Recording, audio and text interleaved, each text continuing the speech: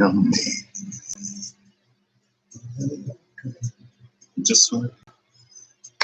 hello and welcome to the Hierophant, also known as Cassandra's Tarot Dice and Spiritual Advice. I'll stop. I'll stop saying that here pretty soon. Now, I started to do stuff like this before I come live, or before I hit that live button, just to kind of sort of like see if I need to adjust the brightness at all. I'm gonna get the last two with y'all though. Ooh, oh, I was like, what? What? I'm gonna get the last two with y'all. But yeah, just to see what the cards look like in frame and stuff like that, because I have to adjust this literally every time I set it up. And at first I was just gonna use my webcam, but I guess we're shuffling decent today. I guess the words this week, with strength and the Four Cups of Good, are energy and effort. So I was like, it takes less time, and like there's other stuff. I'm about to really pour my energy back into me because there's stuff that I need to do. Oh, there we go. There's this one. Oh, we got two. Oh, wow. The Tower and the Magician. I guess I need to get two over here as well. Or, well, there it is. Ace of Swords. Nope, that's it. We're done. That was easy. That was quick. With the Queen of Cups, the Ivory Shield at the bottom of the deck. Y'all see her? Isn't she gorgeous? I'm going to be using the Spirit Keeper's Tarot, by the way, by Benabel Wynn. I love Benabel Wynn. She is one of my favorite people on YouTube. Her site, Suit the Tarot series, amazing. She walks you through different spreads. I love it. And she just made a Black Lives Matter post about how she was like, well, I'm trying to be the best ally I can, and I ain't said nothing yet, because sometimes you got to listen. And she right. And she talked about how, sometimes we put pressure on people to say stuff or do stuff or to produce receipts showing that they're not whatever, right? But we don't necessarily put as much pressure on them to actually listen and to actually educate themselves, right?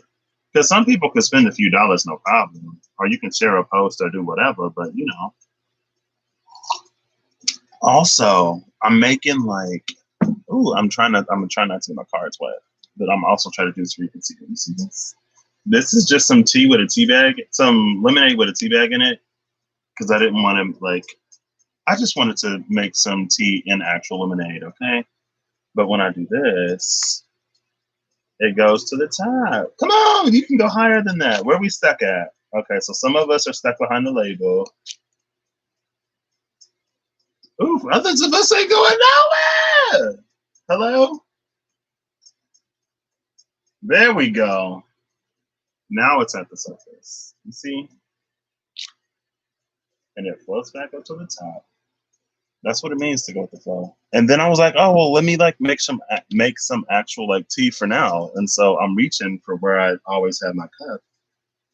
And it's not there. I'm like, excuse me? And then I go up to the Keurig, and my cup was still under the Keurig from yesterday. So I got day-old tea, which is fine because I like tea cold. My tongue burns really easily, so really easily my tongue burns. So yeah, I got some green tea from yesterday, which means it's just extra potent, right? The tea's had a whole day to diffuser, whatever. Well, I remember diffusion and osmosis and all that cellular stuff. But yeah, so let's get into this, I guess. I don't too much know. I mean, drinks for me lately have been kind of sort of chill-ish. I can kind of sort of tell that Mercury retrograde is coming just by the visitors, pop up around these times, I guess. And I wonder if it's always been like this, and I never knew that Mercury was retrograde. Whenever people from the past start popping up in the face. But yeah, let's start over here with this Ace of Swords. I guess I'll go this way, and then this way, and then these. So Ace of Swords is all about, it's going through the crown, right? And so it would be these would be the hilt would be the lower three chakras, because that's what grounds us. The heart would be the cross guard, I don't know if that's actually called the cross guard or not. And then this would be like the area of the throat in the third eye, right? Or would it be heart in the middle, throat, and then third eye on the sides? No, I feel like this whole little cross piece is the heart. And then the throat and the third eye would be under this crown. But you can see that it extends far above the crown, which is interesting because last night, I started actually looking into the higher chakras, right? Instead of the base 7. So that was a whole journey. And the more I learn about like the chakras and clearing the chakras and like higher chakras and this functionality and that functionality, the more I realize that the teachings, it's not that the teachings are irrelevant, but I did Sahaja Yoga in my meditation. Those were the meditation classes that I took in the last fall. And the thing about Sahaja Yoga is Sahaja means something that is inborn. So we're born with these energy centers and they naturally clear themselves. Now they also naturally get sort of clogged up as we go through life. And if we don't tend to them, then, that's when we run into issues. But it's like they're correlated with different actual, like, real life things, right? And so if you take care of the actual real life things, if you do that shadow work, if you address the things that make you uncomfortable, then you naturally clear those chakras. And one of the things that I've just continued to discover over and over and over again is when I was extremely hardcore, basically 24/7 for months in my work last year, because at the beginning of 2019, I was unemployed, I wasn't in class, and so I had a lot of time. And for all of that time, I dedicated it to myself because I knew I needed it. And now here I am. So preparation, definitely worth it. And I remember it was like early to mid-February, and I was like, I should be working. I should be doing this. I should be doing that. And then I reminded myself that every time I talked to my advisor about why I wasn't doing well in classes, because it was always mental, emotional, but mostly mental.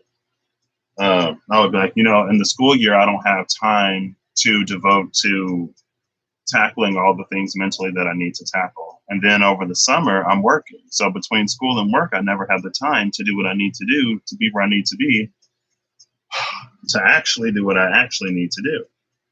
And so then I was reminded, I was like, well, you always say that school or work is an excuse, and now you don't have school and you don't have work. So take advantage of this time to put yourself back together. And so I did. And I was meditating heavy, like doing everything heavy. Basically from January to May, because I started work in May. And then when May came, like, stuff, but I was also working. And so everything kind of sort of shifted from being solo to then bringing that piece and carrying that piece with me as I live my life. So it was like a continuation, basically. Excuse me. And so there were a bunch of things that I was doing and feeling, right? And then I come across actual information, and it's like, oh, you do this and you do this and you do that, and then you'll reach this point, and then you'll know when you reach this point by XYZ. And it's like, well, I ain't done A, B, or C necessarily according to your system, but I'm at this XYZ point. And even when I went to the Sahaja Yoga meditation class, like day one, I'll go in there and I'm like, oh, like, so I'm already good.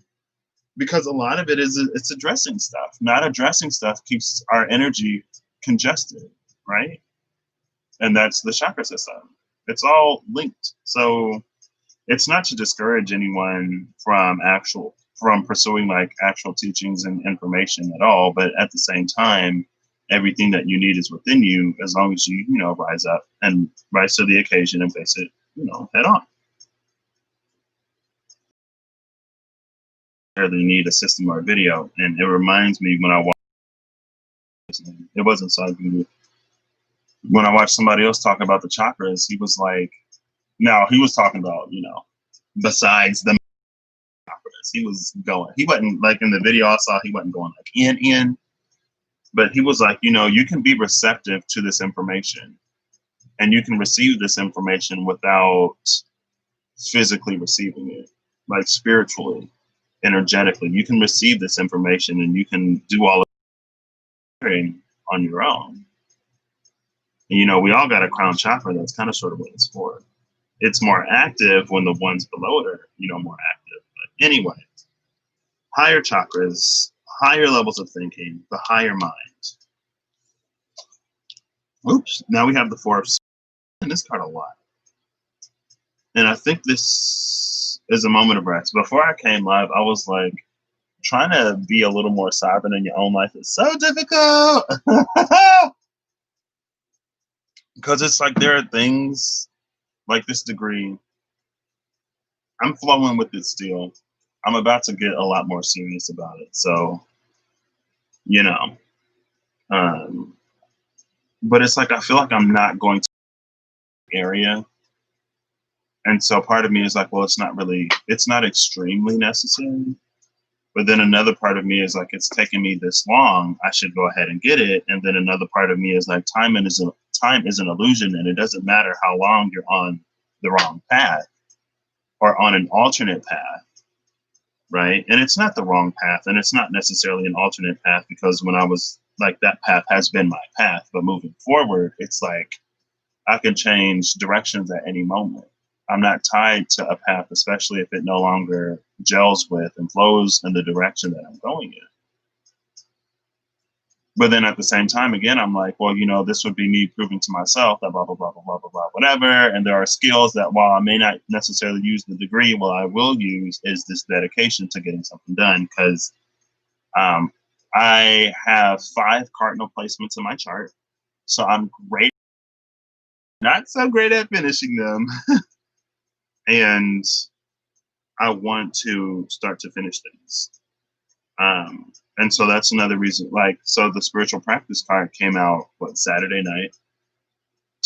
And so I was like, this week, starting Sunday, so Sunday to Saturday, I'm going to do my foot sucking meditation every day, first thing. And I've done it 2 days in a row. So kudos to me. I know it's only been 2 days, but even yesterday on day 1, I was like, But this will also be me trying to introduce a little bit more Virgo energy into my life, because I don't have Virgo in my chart. So I guess Virgo is something that I have to do more consciously. And, that could be daily routines. And so I've integrated it into I'm starting it as a routine, at least for this week, hopefully continuing. But it is very inconvenient for me to do it, right? Because I got this little towel I put on the floor just in case, because I'm a little clumsy and I ain't trying to have, moldy carpet. There's stuff I have in the foot soaking tub. My room is a mess, y'all. I have way too much stuff for this space. Like everything I got in college, I now have home. And home, I have a room, a fairly small room. More stuff than fits in this room. My stuff is between 2 rooms right now. But so there's stuff in the foot soaking tub. I got to take it out. I got to fill it up. I got to bring it back here. It's a little congested back here and right in front of my door. So I have to be extra careful. I don't just spill a whole, it'd be a third of a pretty big tub of water all on the carpet. Because again, don't nobody want no moldy carpet. We got carpet all over this house, honestly. The only rooms that don't have carpet, the laundry room, the bathroom, and the kitchen. There's carpet everywhere else. Which is fine, right?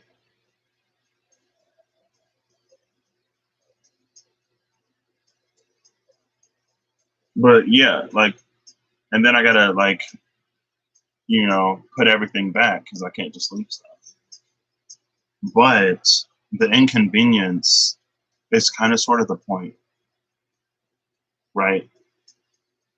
Because if it weren't inconvenient, it's like the inconvenience of it further amplifies the result because you have to be more conscious as you pursue, I guess. It's something like that. And so I was like, you know what, I'll do it. And just like, setting this thing back up was a little inconvenient today. And I got to open up the camera app and do my best to make sure everything is like, bright enough and in frame. And like, can you even see these cards down here? Yeah, you can. So, but again, that's the point. Right. Putting effort into things has also been traditionally one of my blockages. Going through the school system, I didn't have to put too much effort into anything to do well enough to go where I ended up, right? And even where I was, even towards the end, it's not that the work was necessarily difficult. It was that, I would never do homework, never go to class, and not really take notes. So how do you know something that, you've never been exposed to? Um, so I guess I'm blessed in that way, but it's encouraged me to be very, very lazy in a lot of things. And I know I like to talk about how, I'm ready for this and I'm ready for that. I don't know if I say I'm ready for it. I just say I want it. But at the same time, I do recognize that there are things that I am still doing within myself, for myself, before all of that happens. So, especially after the little meditation today, I was like, you know what? It's time for me to put all of that focus into me, because there are still things that I need to do to make sure I'm ready. Right. And I will be ready. I know I will be ready. And if I'm not ready, I'll get ready real quick.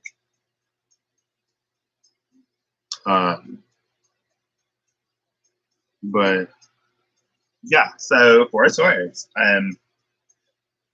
I think I'm just going to say this is kind of sort of going off of what I was talking about. I feel like it's for us to go like that little extra step, even if it's a little inconvenient for our peace. Like this night is fully suited up, right?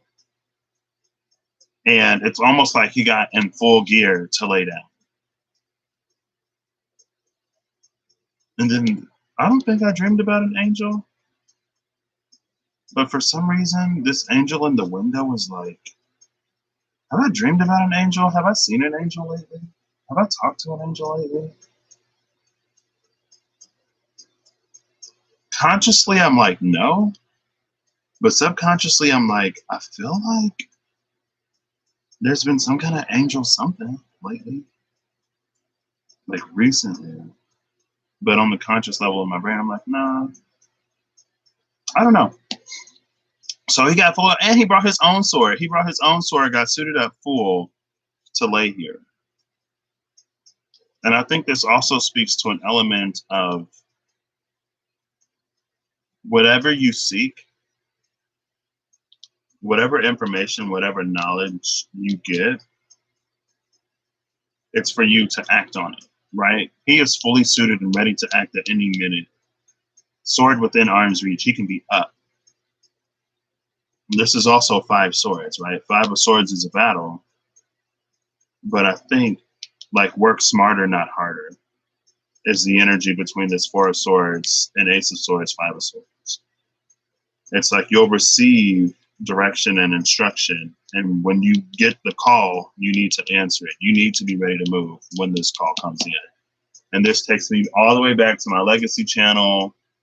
It said something about the mountain, the stars, the blah, blah, blah, whatever. It would have been one of my more recent videos. I need to go and edit this channel so you can actually look at like my videos. Because I guess on the home screen, it only pops up with the first few under uploads. So I'll do that as well. But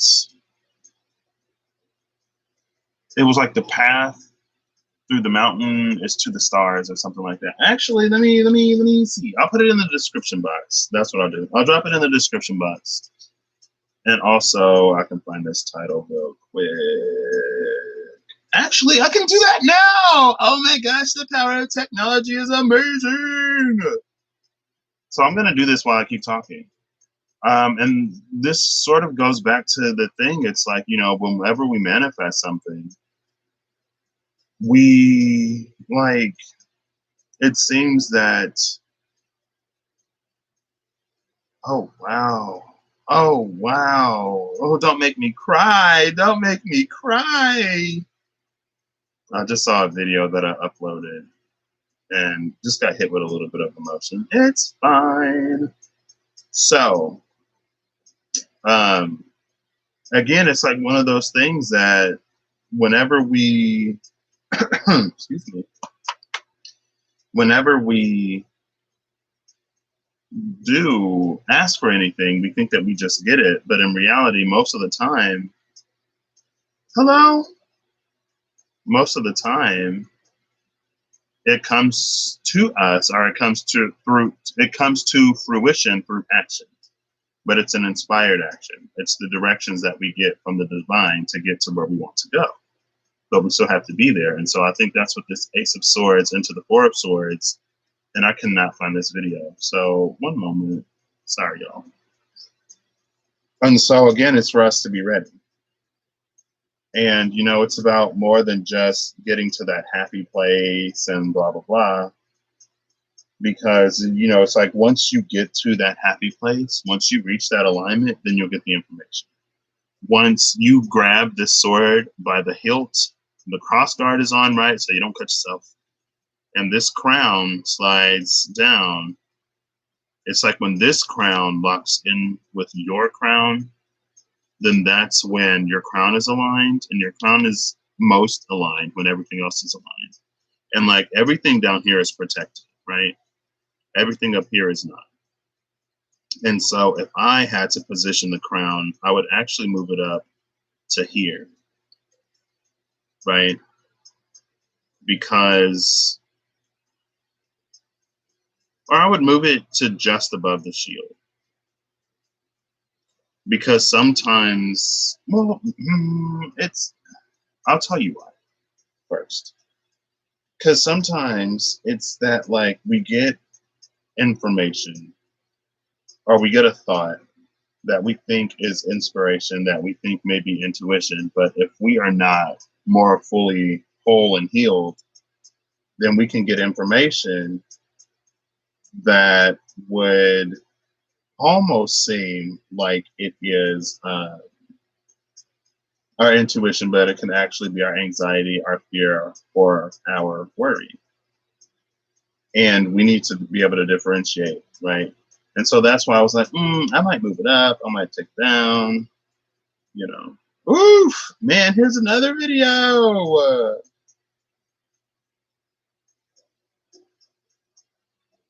Hold up, where is this video? One second, y'all, I'm sorry. The Phoenix, what I can, a breath of air, daily upload number 5. The Empress is blah blah blah. Daily upload number 6. Compassionate action. Daily upload number 7. Here it is. The way to the stars is to trek through the mountains. That was the title. Daily upload number 7. It was the last in a 7-day daily upload series. Because you know it just came to me. Upload every day. I said okay. And so I'm gonna copy this. And I'm going to paste this into the description of this video really quick. So continue to bear with me, y'all. I'm sorry. I mean, I guess I am actually sorry. I was going to say not really, but I mean, not really, but I am, you know, because I could have done this later, but I might as well do this now since I ramble anyway, right? Well, I can still flip this card. So let's see. Last one is the 7 of Swords. What's up with all these swords? This is 12 swords. But between the 4 and the 7 is an 11. So that's an awakening, right? These two themselves speak to maybe how in the past there were opportunities that we manifested, but since we didn't act when we got that information, okay, this is the whole picture. There are opportunities that we manifested, things that we were being prepared and readied for. But we didn't act when we got the call to act. And because we didn't act when we got the call to act, we missed out on something that was meant for us. Now, some of these things come back around, right? But also when you miss it, sometimes you know that you missed it. And so the Seven of Swords, after we miss this thing because we didn't act when we were told to act, leads us to the 12 of Swords, which reduces to a 3. So that puts us in heartbreak. That puts us in heartache. That affects our self-worth in some ways because, it's like, well, that was my one opportunity. That was the one thing I'll ever get. And now, I got to settle with for the rest of my life because I missed blah, blah, blah, whatever. When ultimately that's not the case. So referenced in this video, and I'll put up a little colon. Boom. And there we go. So you got my full,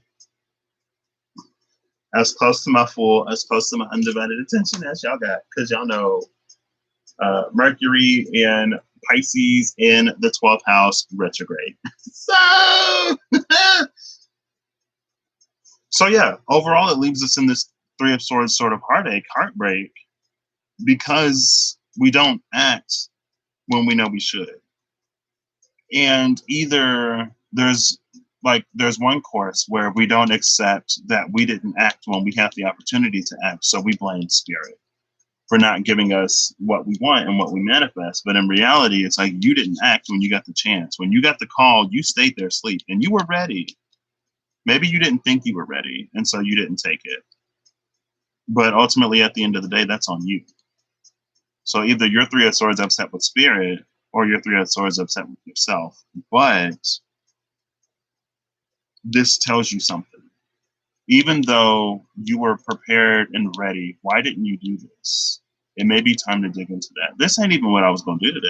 This is just the pre-whatever. Over here we have, well, going from this Three of Swords, now we have the Magician and the Tower. So it's like over here, you just like manifesting mess to cry about. The Magician and the Tower to me speaks of corrupted desires.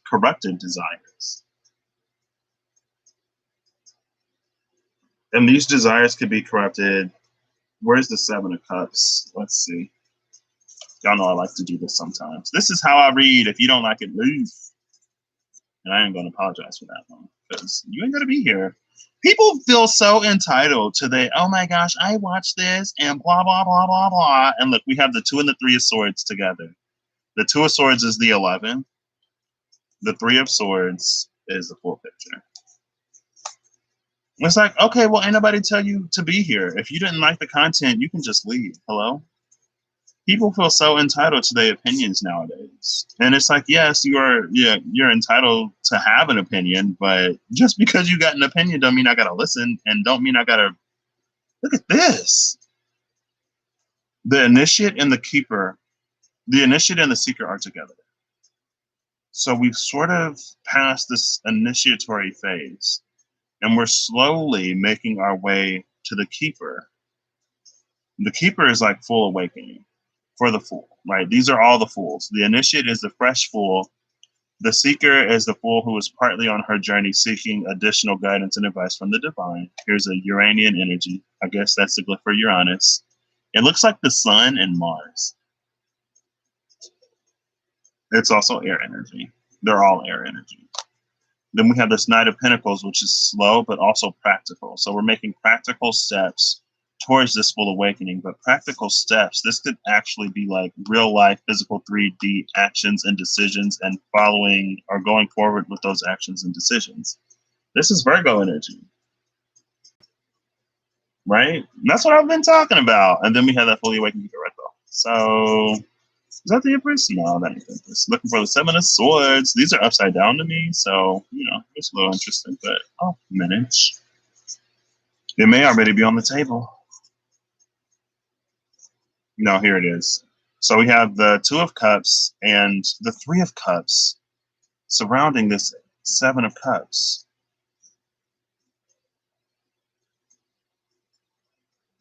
I feel like this basically says for some of us, it's more important that we reunite and connect with someone from our past more so than it is for us to get to where we're actually going.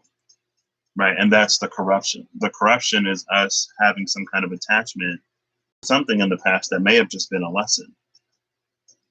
But you know, you can turn a lesson into a lifetime, and then you come back another life and you relearn that lesson. And that's how we sort of end up with these entire, like, these grander karmic cycles, or this past life karma, is when you allow something that was supposed to be a lesson to consume your whole life and keep you on a path, or keep you from doing whatever it is that you're supposed to be doing. And so I feel like, instead, that could just be like our comfort.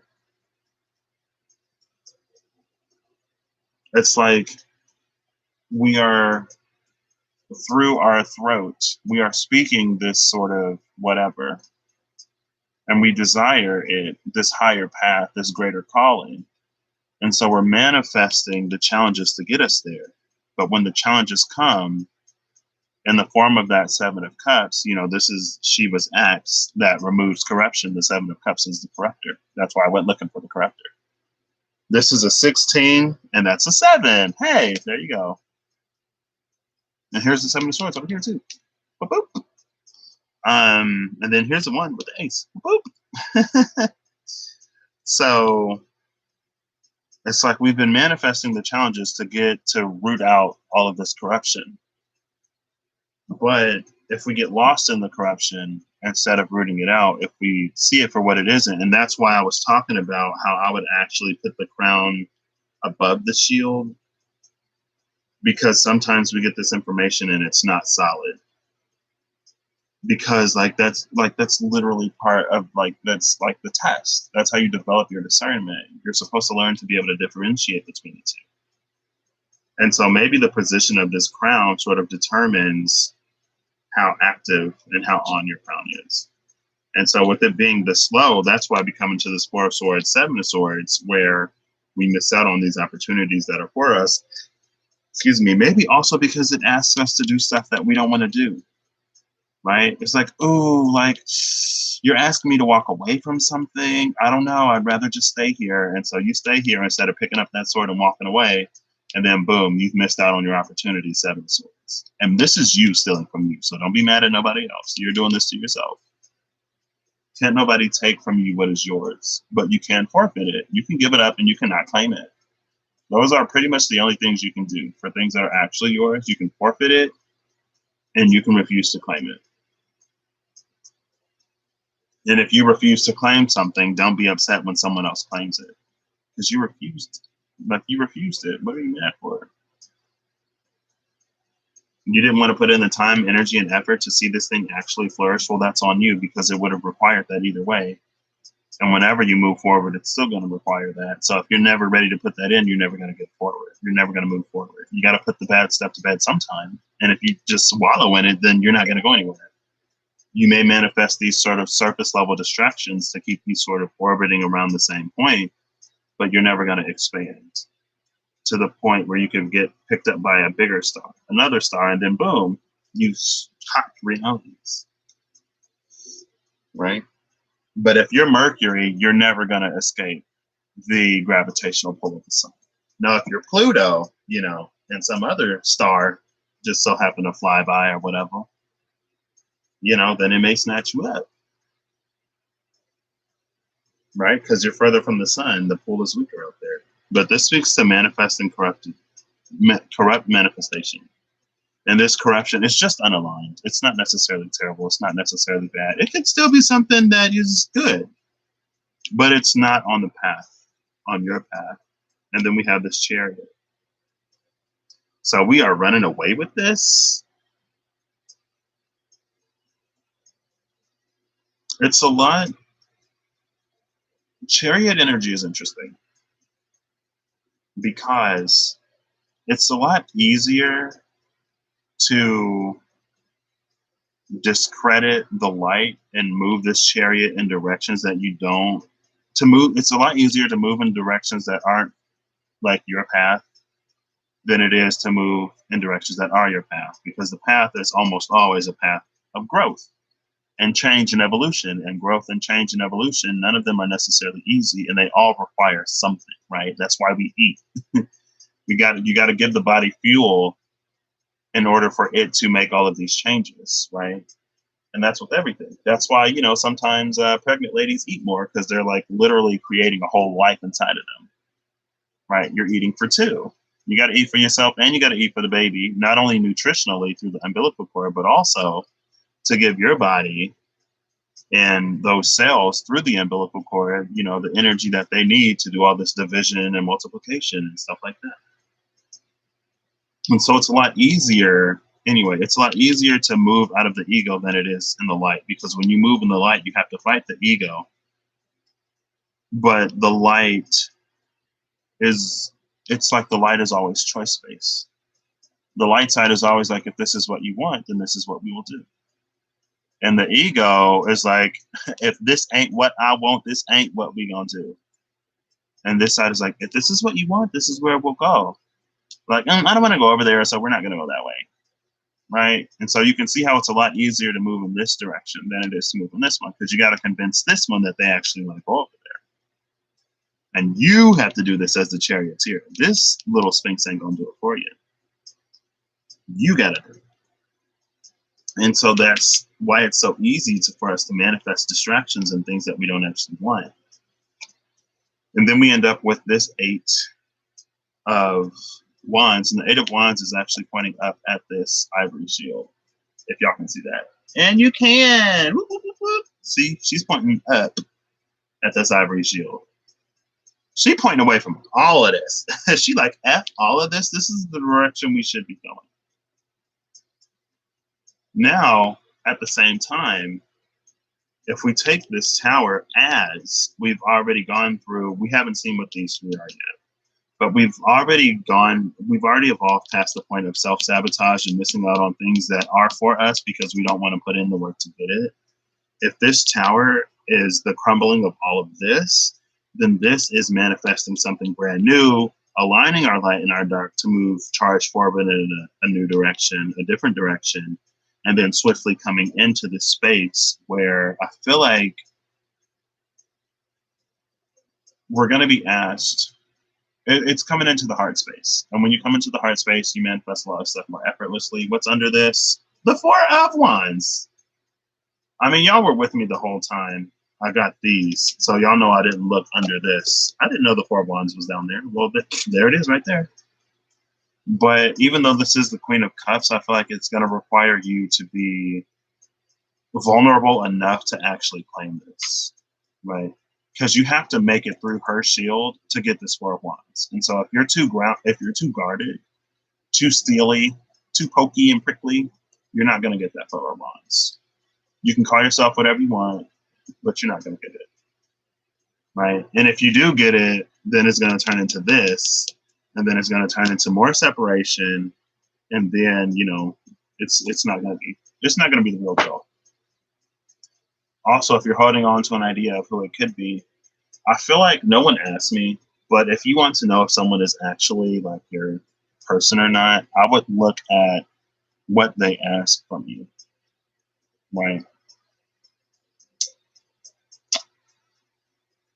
Because like if you have to hide parts of yourself to be with somebody, they're probably not for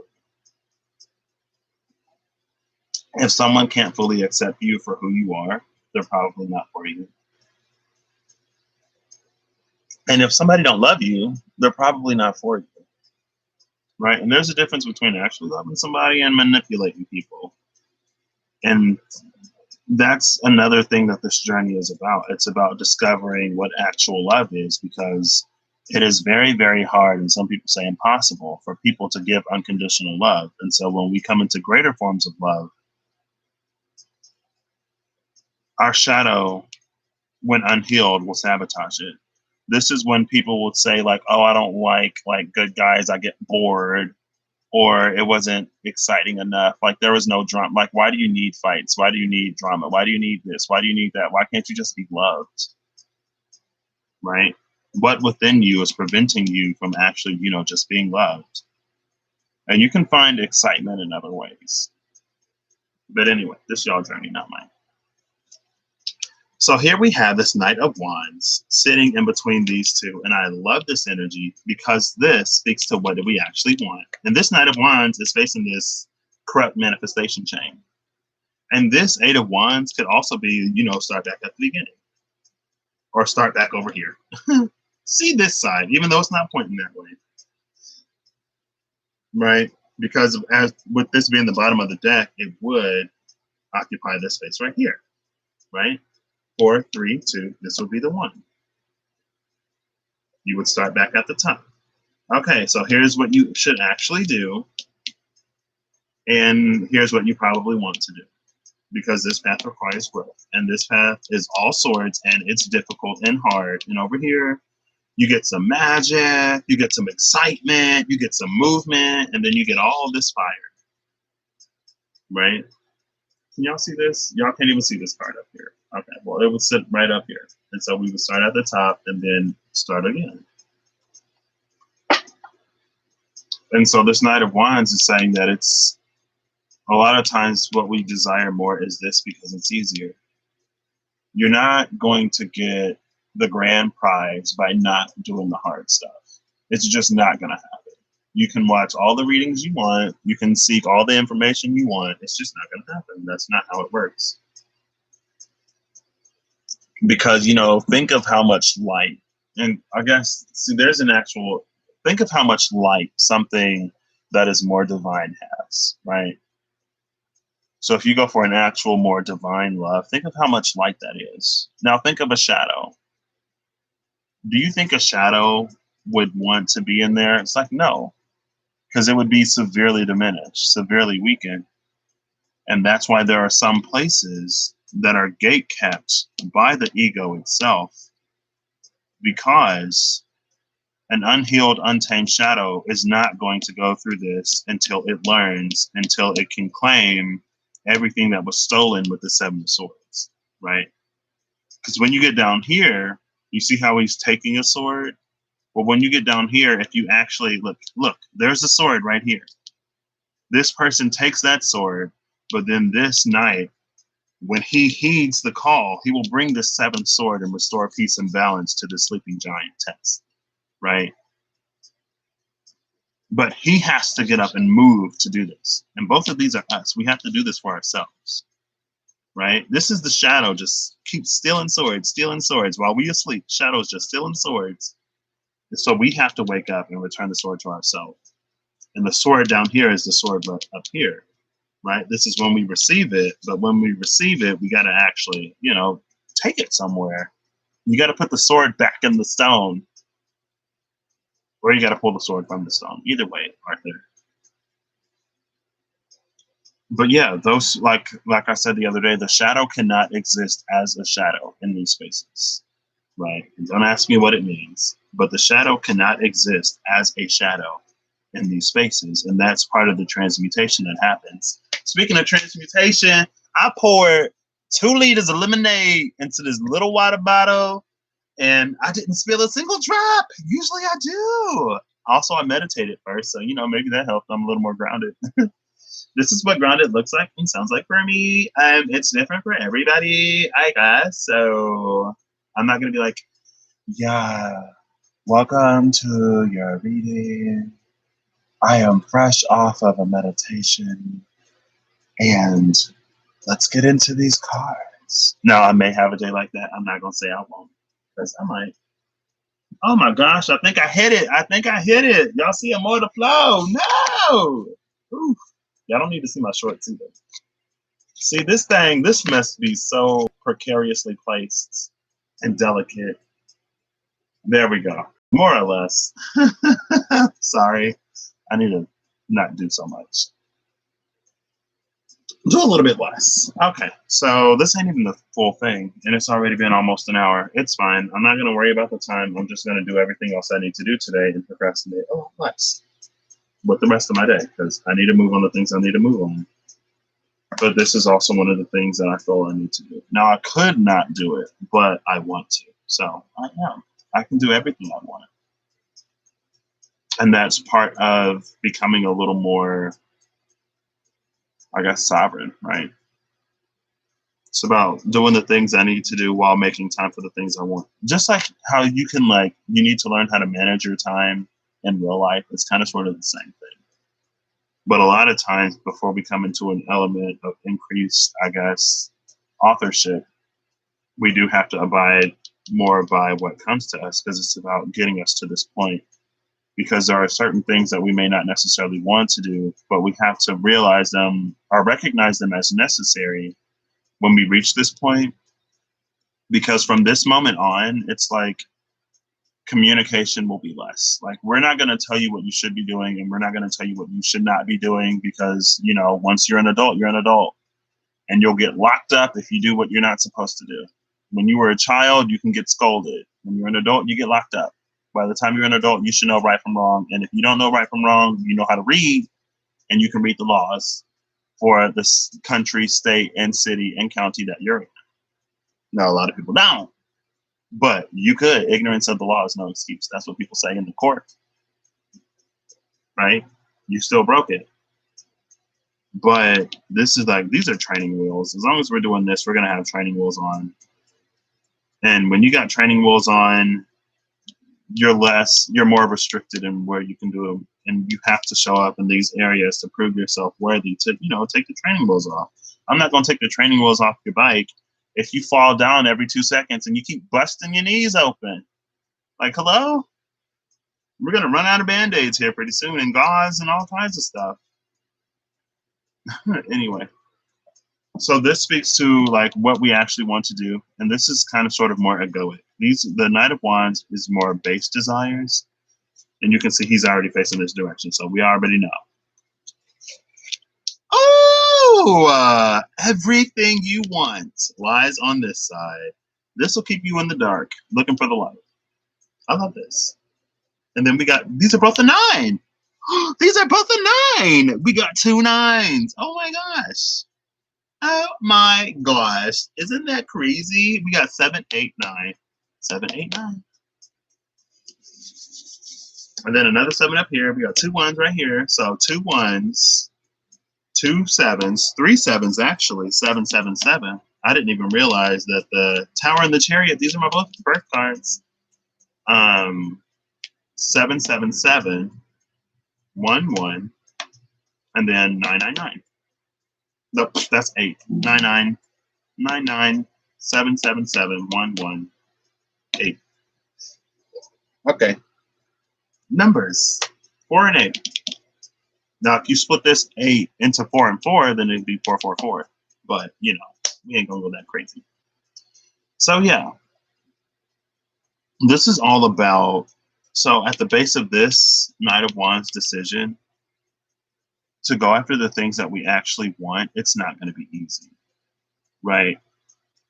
And there are these like little moments of light in the darkness, these flickering moments. This is giving me low-key kind of sort of Yanganti Tan energy, and in the Daemon Tarot, Yanganti Tan can either illuminate a path for you, or he can distract you from your path. It's like if you don't have a light, Yanganti Tan will give you a light to illuminate your path. But if you already have a light, if you already have a direction, Yanganti Tan's light will distract you from your path, right? And so it's like, do you have a light or don't you?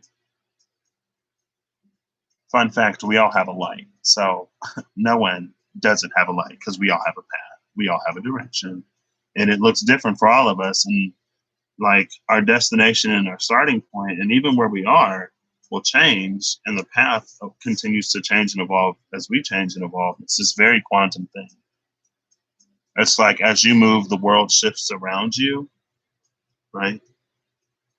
It's always sort of course correcting for where you're supposed to be going, but there's always going to be distractions. So it's like if you're always going against what the GPS is telling you to do, then don't be surprised that you never get to the destination that you want to get to, because you never follow directions. You always stay asleep. So why are you surprised? But this is about deeper desires and what we actually want. This is more quick fix. And I've never felt the Hermit as quick fix energy before. But when you're in that much darkness, a little bit of light is everything. And that's what this flame, that's what this flickering little candle offers you. A little bit of light that just puts you going off in this direction when you need to be going over here, right? Because this was the light and this was the dark before I even flipped this card. This was the light and this was the dark. right? And so the dark is keeping you looping over here, where the light will give you the escape over here. And again, even if I move this up here, I know it's quantum. It shifts and evolves and changes as the cards reveal themselves, right? But that's what's going to get you to this Four of Wands, exiting all of these cycles. But you have to choose the light. If you don't choose the light, you get stuck here.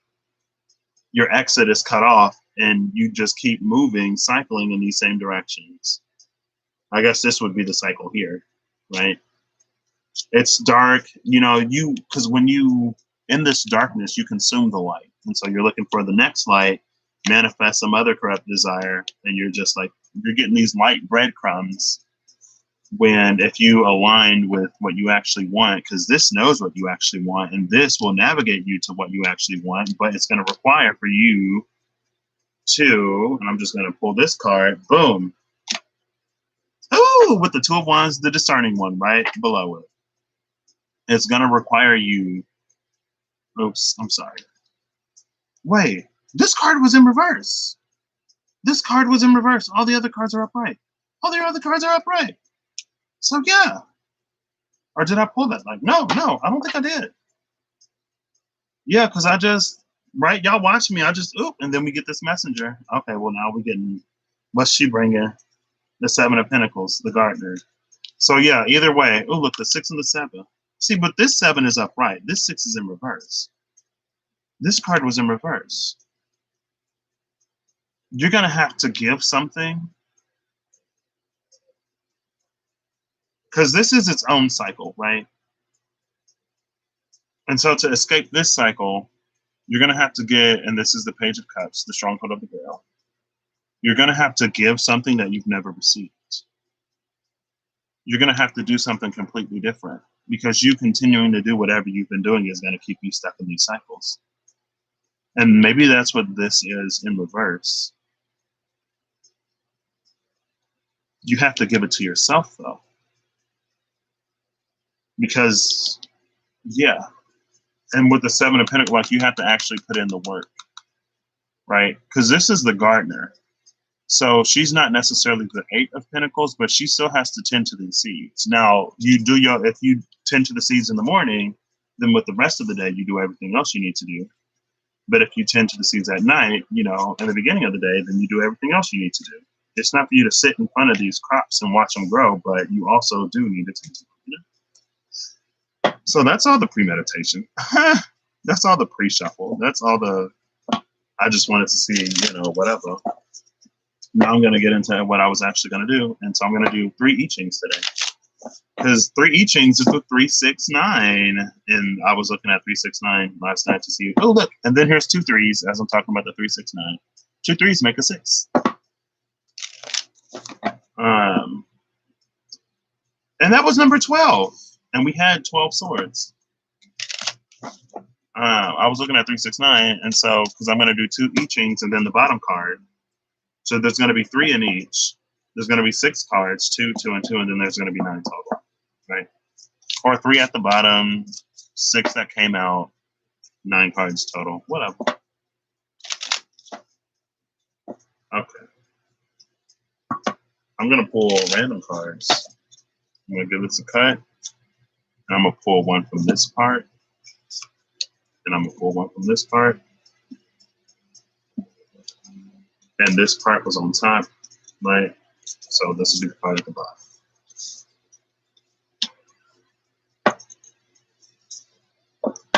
Cutting to the Giver and that Page of Cups.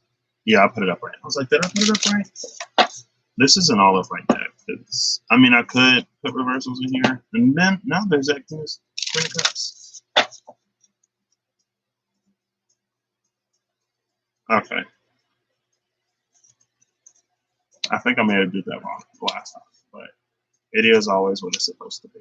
So. Ain't no mistakes. Ooh, now we got the 2 of Cups with the Healer, the Star card. Now we got the 2 of Cups and the 2 of Wands. Crossroads.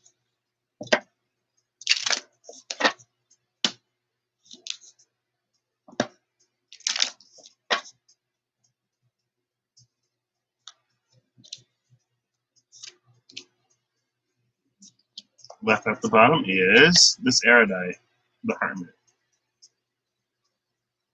So this will be interesting, right? I'll do 1, 2, and 3. I'm going to do the I Ching. I'll look at the bottom card first. So we have the Initiate. Oh, it would be so crazy if this was the Initiate, the Seeker, and the Keeper. It probably won't be, but that would be insane. 1 second. This tea is cold AF because it is a whole day late, but I like cold tea. Like I said, my tongue burns easily, so. Thank you. I don't know what that was, but we're clearing that right up.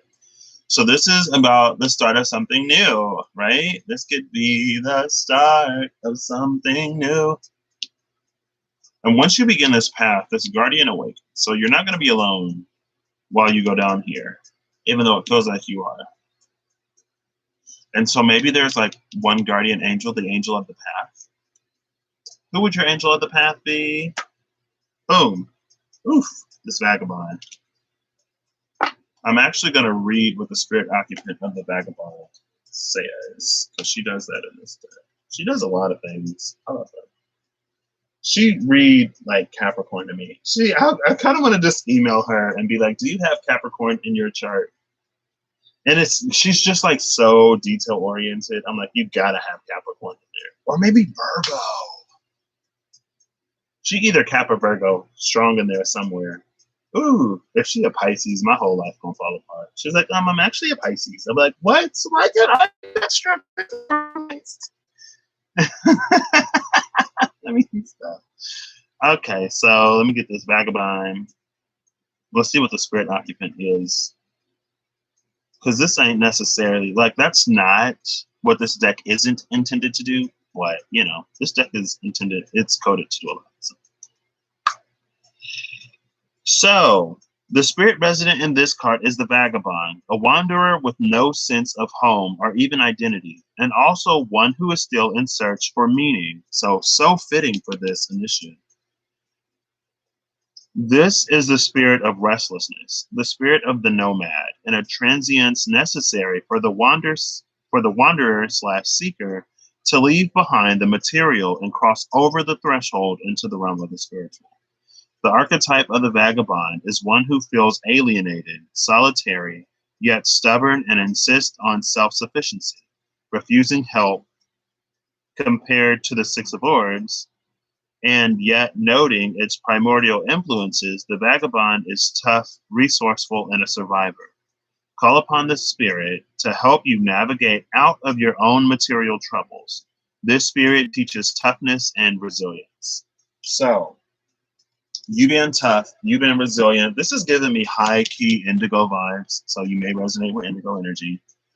Also, you may have Uranus strong in your chart or have some kind of Aquarius, even though this is a Taurus energy. Is this Mercury in Taurus or Venus in Taurus? Yeah, this is Mercury in Taurus. Interesting. Because Uranus is in Taurus right now. Mercury, I mean, it's air and earth.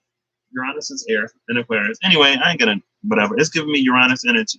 You may resonate with indigo stuff.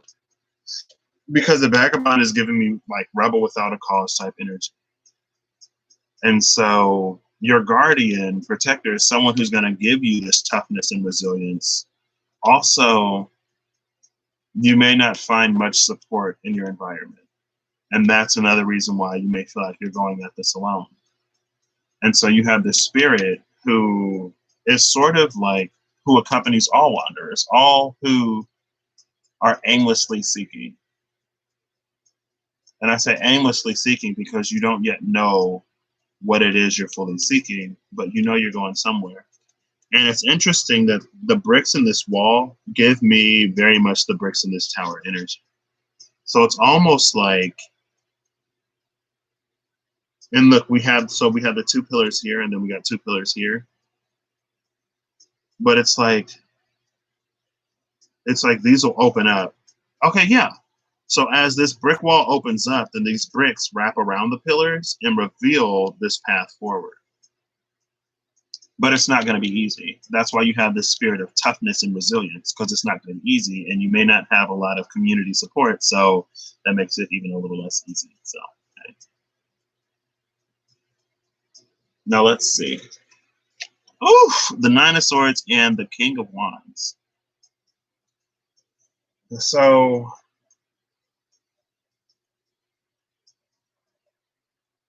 okay.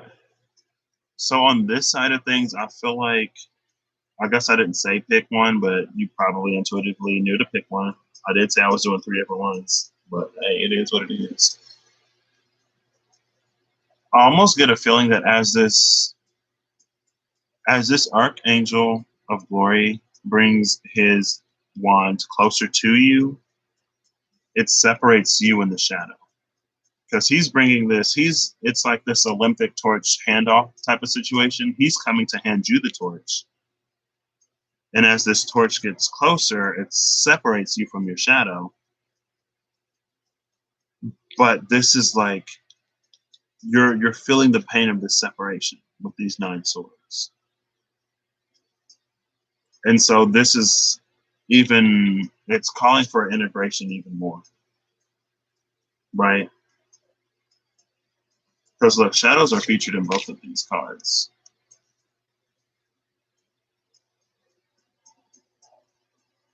So either one of two things.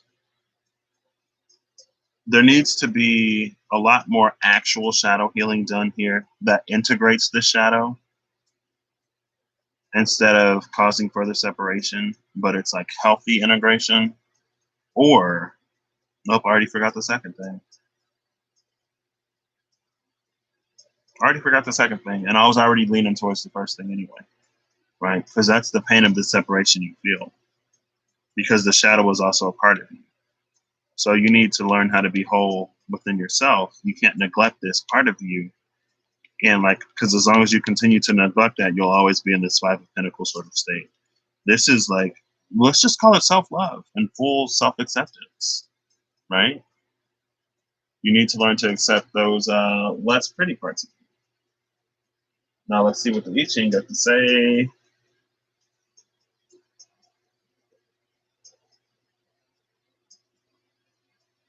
Maybe I was going to say this could also be like this. Yeah, that's what I was going to say. The second thing is like you could have this vagabond, since I did say like that was the guardian here, sort of sitting with you as you go through this Nine of Swords moment to claim this King of Wands energy, right? This was the top, this was the bottom. So this will be one, this will be two.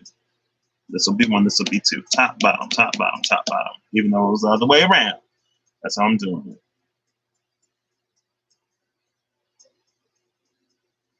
Right? So yeah, I was gonna say this could be that vagabond spirit coming to give you strength and resilience through this Nine of Swords. Because you got to go through this Nine of Swords state either way. Whether this is you integrating your shadow and healing your shadow and facing all of this stuff to heal and integrate that shadow, or if this is you going through other stuff that ain't even necessarily your shadow, then this shadow would be the spirit of this vagabond coming to offer you support as you go through this. And again, like no one else is in this card with her. So I think that's why the vagabond popped out, is sort of signifying that like it may feel like you're on this long journey alone, but you know you're not alone. But it is more of a spiritual sort of company if that sits with you.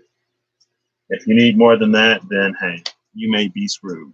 I don't want to say it that bluntly, but at the same time, it's like if you don't have people, you can't allow the lack of support in your local environment, in your immediate environment, to keep you from your path.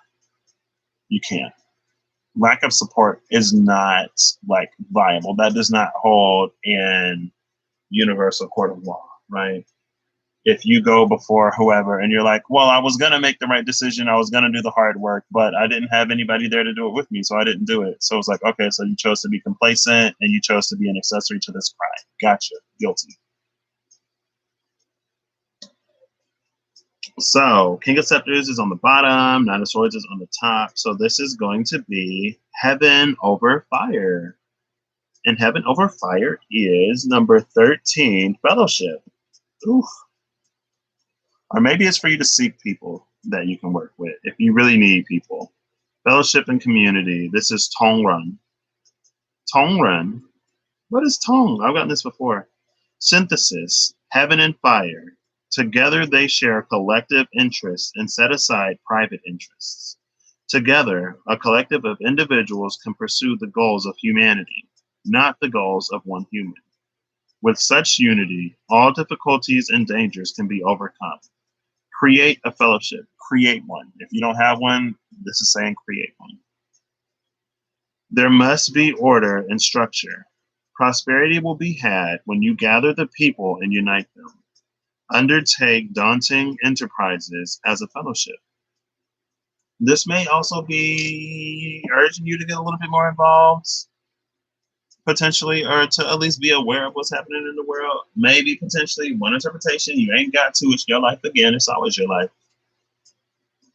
And when you get to the end of your life, they're gonna be like, well, it's your life. You know? Like, oh, you weren't happy, oh, you weren't fulfilled. Oh, well, don't bring your complaints to the gates. It was your life. So hey. You were happy, you were fulfilled, you had an amazing time, it was better than you thought it would be. Well, it was your life. Congratulations. You made it something that you wanted. Anyway. So yeah, maybe where you felt ostracized in the past is for you to create a community or find a community. But I feel like there's also, if this has been your experience, not all community and not all company is good company. And some people, when they're deprived of company, they will go for whatever they can get. And you could be worse off than if you were alone. So always use wisdom with this at the same time. Okay. Next, we have the angel. So another major. Interesting. So now we have temperance. And it's in the middle. How fitting. I didn't even pick. I was feeling temperance energy, so maybe I'll go with this way. The angel is all about balance. And this is all about patience. This is meticulous. This is seeker energy. This is initiate. This is seeker energy. And it's the seeker because the seeker is the most scientific fool. The seeker is like the scientific fool, the logical fool, the one who's looking for more practical insight for furthering her journey. Right. A little less woo-woo, a little more something I can actually understand. And so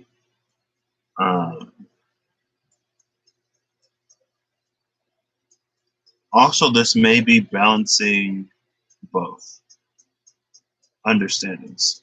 A physical understanding, universal understanding, and a spiritual understanding, energetic understanding, and balancing the two of those, because ultimately they play hand in hand more than they don't.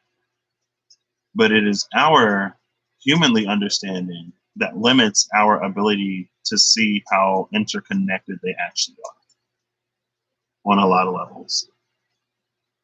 But this also requires, like I said, it requires patience and it requires knowledge and proper portions, right? Just like if you're baking a cake, you don't want to put too many eggs in, you don't want to put too much milk in, you don't want to put in too much flour.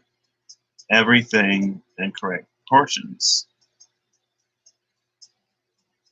And also, you gotta have, you don't have to have the recipe, but it also requires a recipe.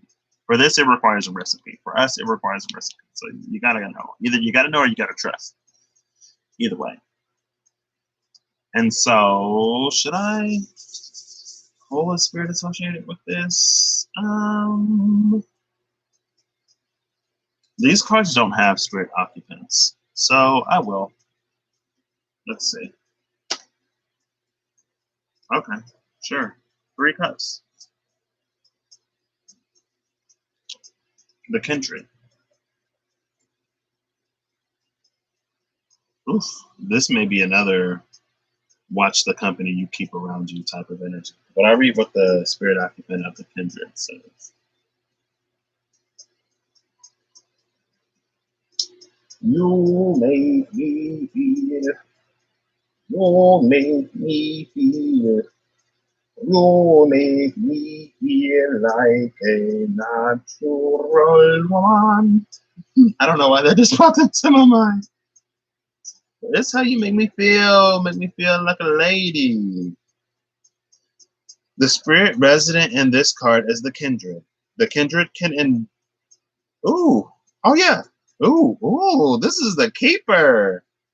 The spirit resident in this card is the kindred. The kindred can endow the keeper with a fresh, spirited supply of personal energy for cultivation, charisma, love for the collective, and for manifesting material abundance. So, hey, okay, so maybe that's, maybe we are this exchange for our spiritual coin and physical pinnacle.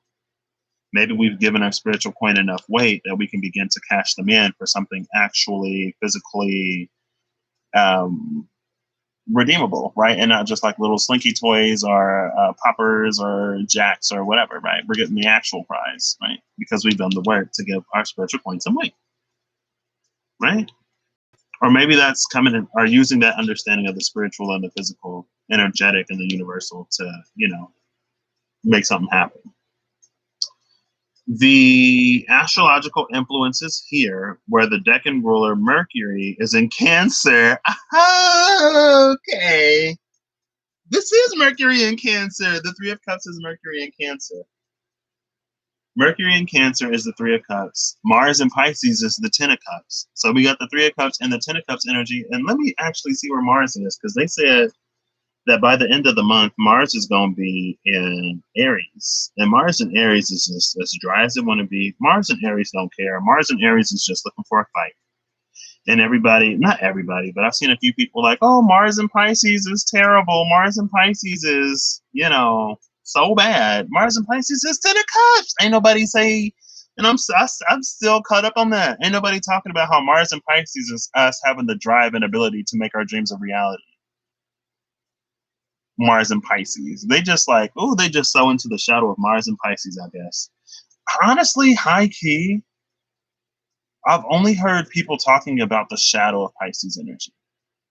I haven't really heard anyone talk about the light of Pisces. And I know like Neptune being at home in Pisces, and Neptune is a very powerful planet, but Neptune isn't always bad. But I've only heard of people talk about Neptune in its shadow. It's like, oh, it's all illusion. It's all like fantasy. None of it is real. But with Mars being there, like that's prime opportunity to make it a reality. So Mars and Neptune are about a degree and a half-ish separate. Neptune is 20, 58. Mars is 22, 18. Y'all see that? Mars and Neptune, both in Pisces. So we still got a little bit of this. Actually, let me see. I bought one of the add-ons for this, so I can tell you when Mars goes into Aries. So on Saturday, June 27th at 9:34 p.m. Eastern Time, Mars will cross into the Aries cusp. In a week and 5 days, Mars will be in Aries. Look at all these squares, but all those trines at the same time, and a few sextiles too. So yeah, and Mars and like I feel like Mars and Aries is just like fighting for no reason, just wants to fight. Maybe because it just came out of Pisces. Maybe in Pisces it had to actually think a little bit. Like, what am I actually fighting for? What dream are we giving Aries right now? Are we giving Aries a dream, or are we giving Aries a nightmare? Are we helping to fuel Aries' dream, or are we helping to fuel Aries' nightmare? Because Mars is going to be in Aries basically all year. It's going to retrograde in Aries. So it's like with Mars and Pisces, we're picking our path. And when Mars goes into Aries, it's going to be blinded. It's almost like blinded by rage. Well, I would say Mars in Leo, since it's exalted in Leo. I've recently heard it's exalted in Leo. I would say wherever Mars is exalted is probably more like blinded by rage. But Mars at home is just like fighting because it wants to fight, right? Mars at home is like when you got that one person who's always creating drama just because, like, for whatever reason, they can't just be at peace. So it's always drama. Like, that's Mars and Aries. So regardless of if it should actually be, did I just hit that again? I think I did. I said I would stop. I barely nudged it. Maybe. I don't know. Maybe not. It's fine. I ain't gonna touch it no more. I feel like that's what Mars and Aries energy. And again, I'm not an astrologer, so I don't go off of patterns. in the actual science behind astrology. If you want an actual astrologer, go find an actual astrologer. I'm more into the energy because the downfall of astrology is it depends on who and where the people were in the past, right? Like these energies are like archetypes. There's more than one side. There's multiple sides, multiple aspects, multiple interactions. And even if you look at the aspects, you could have the shadow of one planet trining the shadow of another planet, or you could have the shadow of one planet squaring the light of another planet, right? So we have to keep in mind all of those things. And so even if you are someone who's getting into astrology and you're not an astrologer, it's like, yes, like the planets and placements can mean certain things, but as people, typically we fall into the shadows of those energies because we don't really come into our own light. So if you're not in your light, how are you expecting to operate in the light of, a planet's energy, right? Because they reflect sunlight, but we absorb that. So it's like we're getting the sun through their filter, and then we're doing with it in our lives what we will. So we're an additional filter on top of the filter that is that planet. Saturn is officially 0 degrees Aquarius. It's 59 minutes Aquarius, so it's less than a degree from Capricorn. And Jupiter and Pluto are a little more than a degree apart right now. So, in Capricorn. Oops. Oh, I finished reading it. And I was all ready to move on. So yeah, because this is Mercury in Cancer. I was like, what? We're in Mercury in Cancer right now. Mercury's about to retrograde in Cancer. So hey, the astrological second ruler Mercury is in Cancer. Generates the powers of empathy. Influences here, where the Decan ruler Mercury is in Cancer. Generates the powers of empathy, social intuition, in eidetic. I don't know what that word means. An eidetic memory. Hey Siri, define eidetic. As an adjective, it means relating to or denoting mental images having unusual vividness and detail, as if actually visible. To hear the remaining one? Yes. As a noun, it means a person able to form or recall eidetic images. Okay, well, that didn't help. That didn't help. So let me read this again. Relating to or denoting mental images having unusual vividness is so powerful. It is like the image is reality. That's being able to call an image to mind so vivid that it becomes reality. So this energy works perfectly with Mars and Pisces. Are we going to give Mars and Pisces this Piscean energy be a nightmare or a dream? Right? And it defaults to a nightmare. So are we going to put in the work to make Mars and Pisces, while it's still in Pisces, a dream? Or are we going to make it a nightmare? Now we have this Mercury, which is probably not great, but it can either retrograde in a way that we're replaying old memories and replaying old nightmares, or it can retrograde in a way where we take, like, we're going to go back and we're going to do everything right this time. We're going to go back, but this time we're going to fix it because we have more information. So are we giving Mars and Pisces, 10 of Cups, a dream or a nightmare before it slides into Aries and it's going to be there working, right? It's like, oh, just wait until Mars goes into Aries before you actually do anything, because Mars and Pisces doesn't know what it's doing. It's like, oh my gosh, we have so much.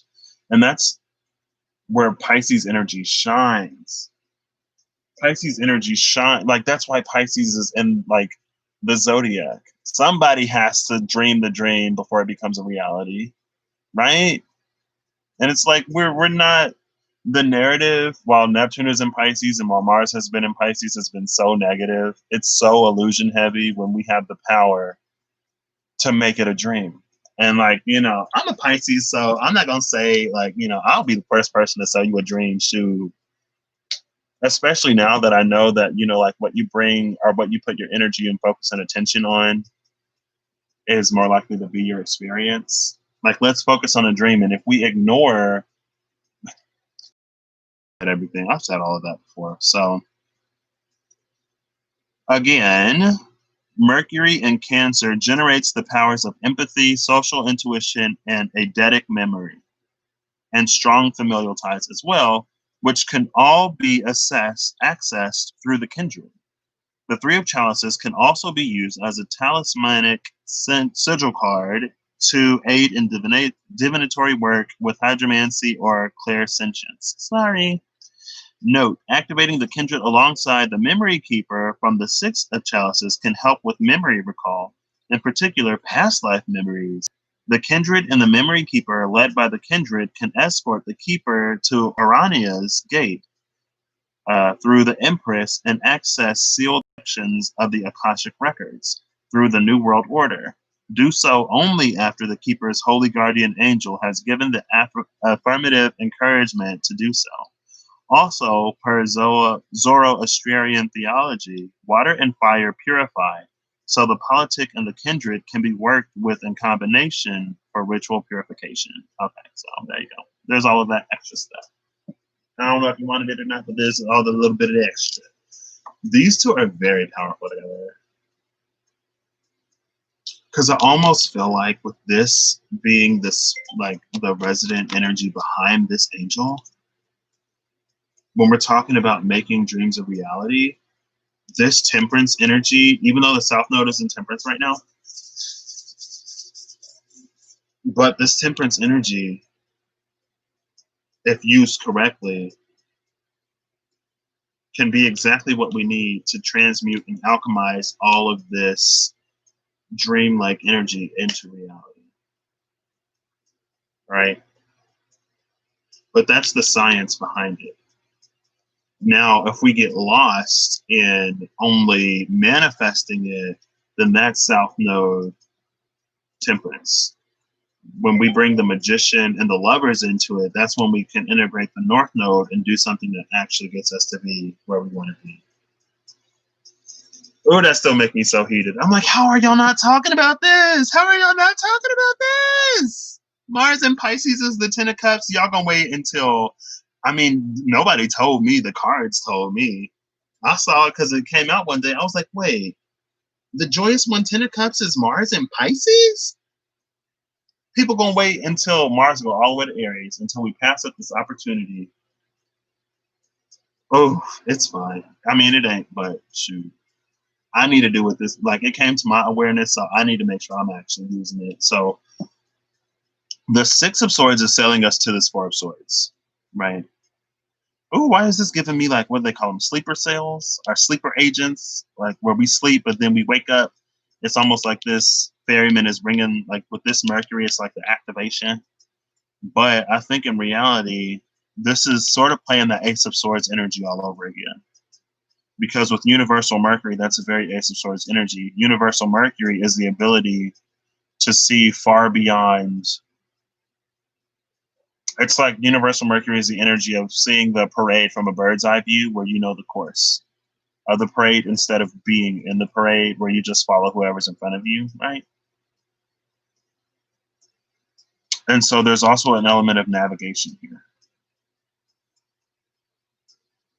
And so also with these two, I feel like this is us being this ferryman and navigating towards a peace, especially with this kindred, navigating towards a peace where we can lay our swords down. And, you know, I saw somebody commenting, they're like, well, if you look at what's actually going on in this country, like all it's doing between the races is invoking fear. If you're afraid of a minority group actually coming into some kind of right, if you're afraid of unity, if you're afraid of unity, there's something within your soul that you need to look at and address. Why would you be afraid of people coming together? How does that invoke fear in you? Right? Is it because of some lie that you were sold, or is it because, you know, something else? I don't know. That's your work, not mine. And let me not project what that might be. Let me just stop that whole thing. But someone was like, if you look at what's actually happening between races, you would see that people are afraid. Well, I see lots and lots and lots of different people who are becoming a part of the movement right now. And not all of them are one people. So that's an incorrect statement. Now, if you're older, you're probably more likely to align to, like, you have more of a past, right? And so, I don't know. Maybe you'll come back after everything is sort of cleaned up. I don't know, whatever. But that makes me so mad. Mercury in Cancer is this amazing ability to just really see the vision, and for the vision to be so palpable with Mars and Pisces 10 of Cups right now.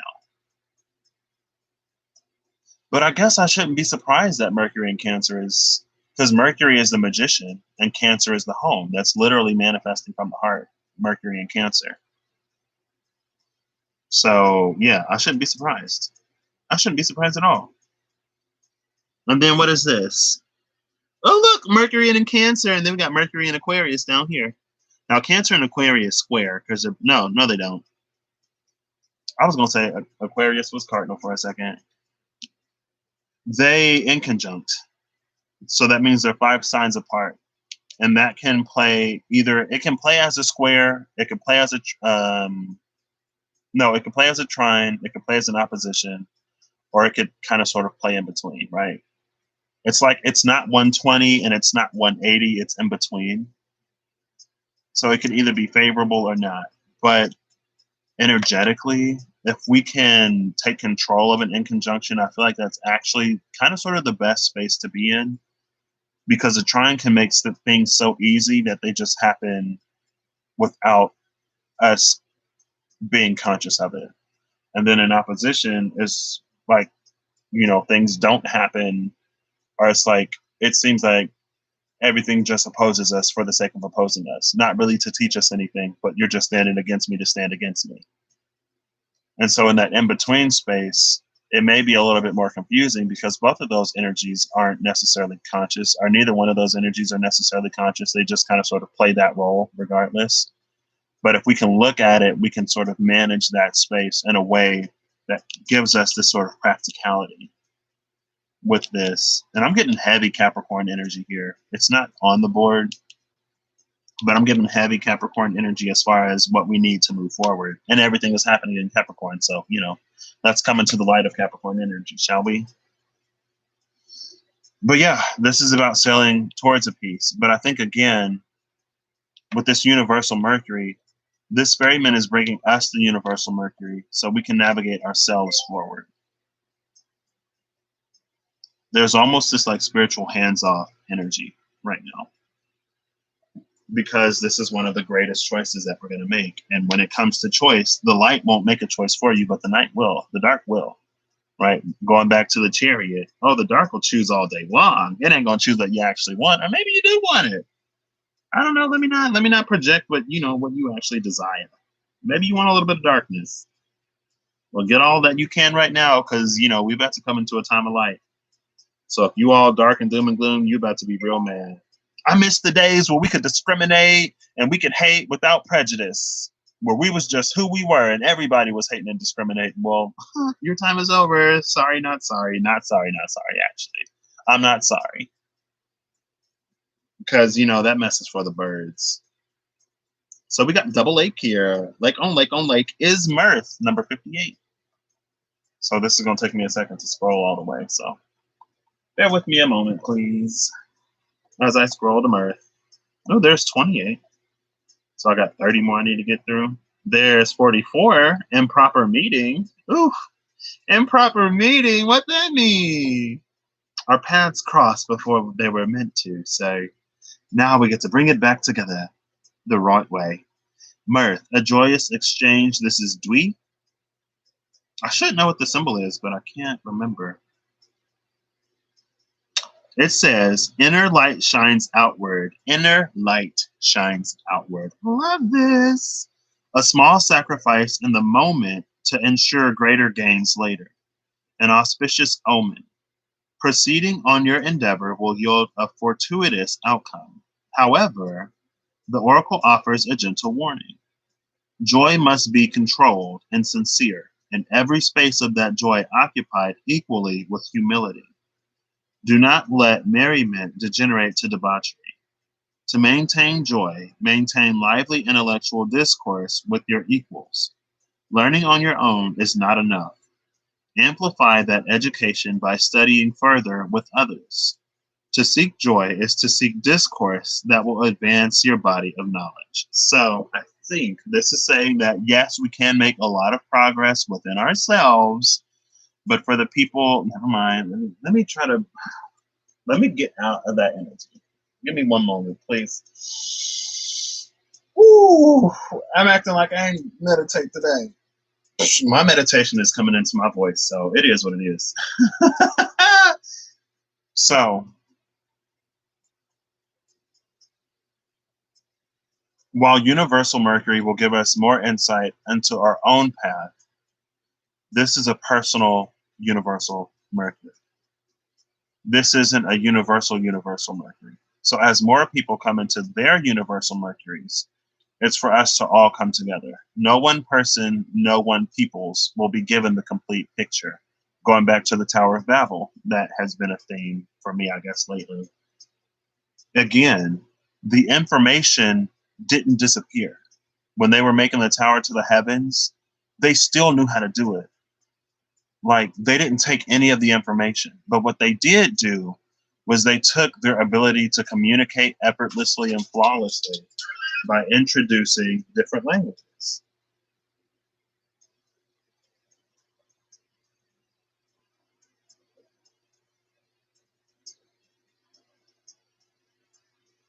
One second.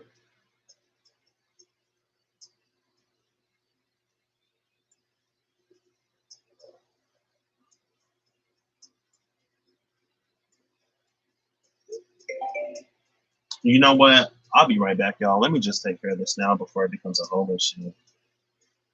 And maybe that, that resonates. Let's take care of stuff now before it becomes a bigger issue.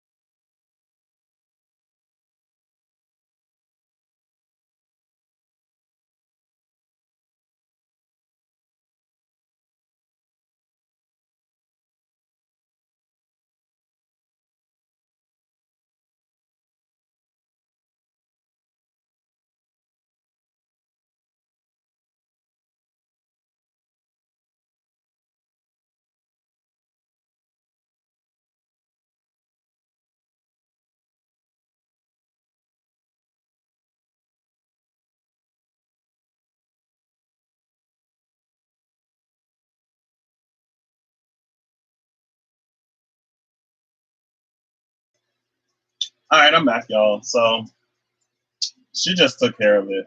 But it was interesting because she said that she was like, "What did you pour in the tub?" I was like, "The only thing I poured in the tub was the stuff from when I was soaking my feet." And She was like, there was something blue in there. I was like, well, the Epsom salt is, I don't know why it would be blue, but I'll take a blue shoe. That clear salt turned blue. Okay, anyway, she was like, you giving whatever you doing back there a whole lot of time every day, and you ain't doing that schoolwork. I said, I know, you ain't gonna It says my connection is unstable.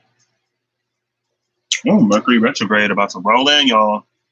Mercury retrograde about to roll in. And I got work to do on the computer to get my degree. So Mercury, please be nice to me because I need to finish. Oh, snap, my cousin is on the home team. They barely get on here. So 58, mirth, a joyous exchange. Wait, I already finished reading it. Yeah, I already finished reading it, but I'll read it one more time.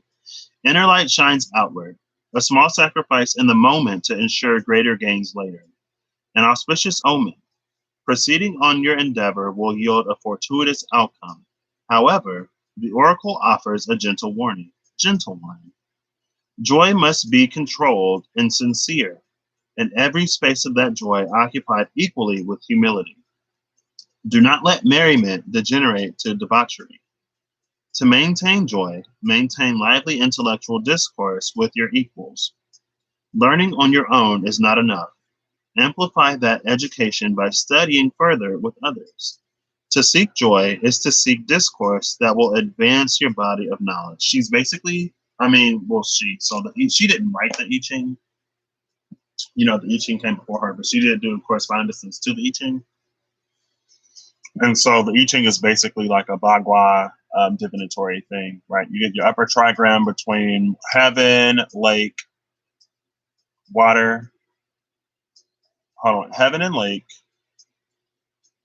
fire and thunder or lightning, earth and mountain, water, wind.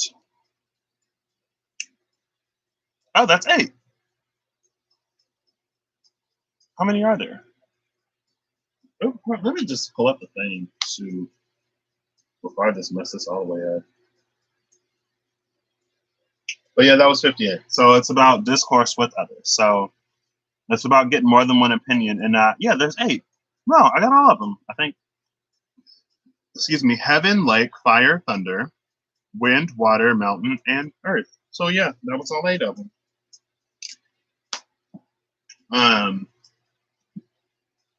Because that's what some people do. Some people, it's like, oh, well, I found this statistic and that statistic. Okay, but you're going to people who have the same interest that you do. So people manipulate statistics in all kind of ways. Right? There's like so many ways. So you can leave out data and then boom, you got a whole different statistic. You can make statistics say whatever you want to say, honestly. Low key, let's look at reality. And let's look at why the statistics would be what they are. Right? Anyway, so move forward in the heart, dream big, and anything of love and compassion and peace, backed by information, backed by a seeking of that, by furthering that, will be blessed right now if you chose this path. So even if you didn't, these are kind of sort of just all messages, right? Over here we have, okay, I got to pull 2 cards for this because I have to pull both. No, I don't, because she's a minor. So she is her own spirit keeper. So the minors have spirits in them. The majors, I think they don't. I don't think they do. That's why I pulled them to see. So we're going to see what she's actually pointing to. And I'm actually going to ask this one to come out. What is this sharpshooter pointing to? What is the sharpshooter pointing to? This is Artemis energy. Apollo has been heavy. Well, Apollo's only been heavy because I keep talking about Cassandra. But actually, Chiron. Was it Chiron? I think Apollo taught Chiron. Oh, there we go. And it's face down. Love that. Now we have this page of wands at the bottom of the deck. The tail resumes. What's the tail resuming in? Oh, another messenger. The stronghold of the flame is bringing the stronghold of the grail. And the stronghold of the grail's message is the Archangel of Mysteries. So the Archangel of Mysteries, this is playing out like this is a messenger of a messenger. Like you see this, like it wasn't a complete wild goose chase because the other strongholds didn't come out. But this Archangel of Mysteries, angel who illuminates the shadow, did not come out directly. And first of all, she didn't come out herself. The messenger had to send this to her, which is appropriate because she's an archangel. So, you know, if she's showing up herself, like sometimes she got to give a message and then the message got to get to a different message. So this is us grounding our desires between both of these, right? The realm of desire with the page of wands, and then the realm of like the physical realm with the page of pentacles or orbs. The Archangel of Mysteries is the archangel who is permitted to walk all realms, the uppers and the lowers, and who serves, one of her functionalities is to guide lost souls stuck in the lower realms. But also she's a very sort of mediatory, liaison-y type of energy at the same time, right? And so there's a certain element of impartiality she has, but just because she's impartial does not mean she chooses the night, right? She still chooses the light, but she understands it. I love her. She's one of my favorites, honestly. So let's read what the spirit occupant of this Eight of Wands is. Eight of Wands, lately I've been feeling either as divine, first it was divine intervention, but then it became divine understanding. So the divine isn't necessarily intervening anymore, but it's for us to, this is Mercury and Sagittarius. Oh, there's Mercury energy on the table. Mercury in Cancer, Mercury in Aquarius, Mercury in Sagittarius. What is this? This is Jupiter in air. Wait, what? Oh, Libra. I'm dumb. That's Jupiter in Libra. Hey, my Jupiter is in Libra, so I got this Four Swords energy. Sleeper cells, sleeping units, ready for activation. Ready to fight the night. And then here's Mercury in Taurus over here. With Mars in Gemini. Yeah, Mars in Gemini. And that's a king. Wow. Mercury is all over the table. I guess I shouldn't be surprised. And that's what I was like when the first time Saturn and Pluto conjuncted, Mercury was right there.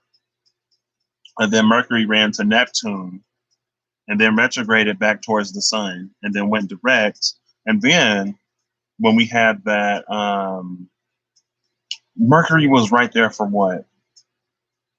When we had that new moon, I believe, when the new moon was in Gemini, Mercury was in Gemini conjuncting Venus.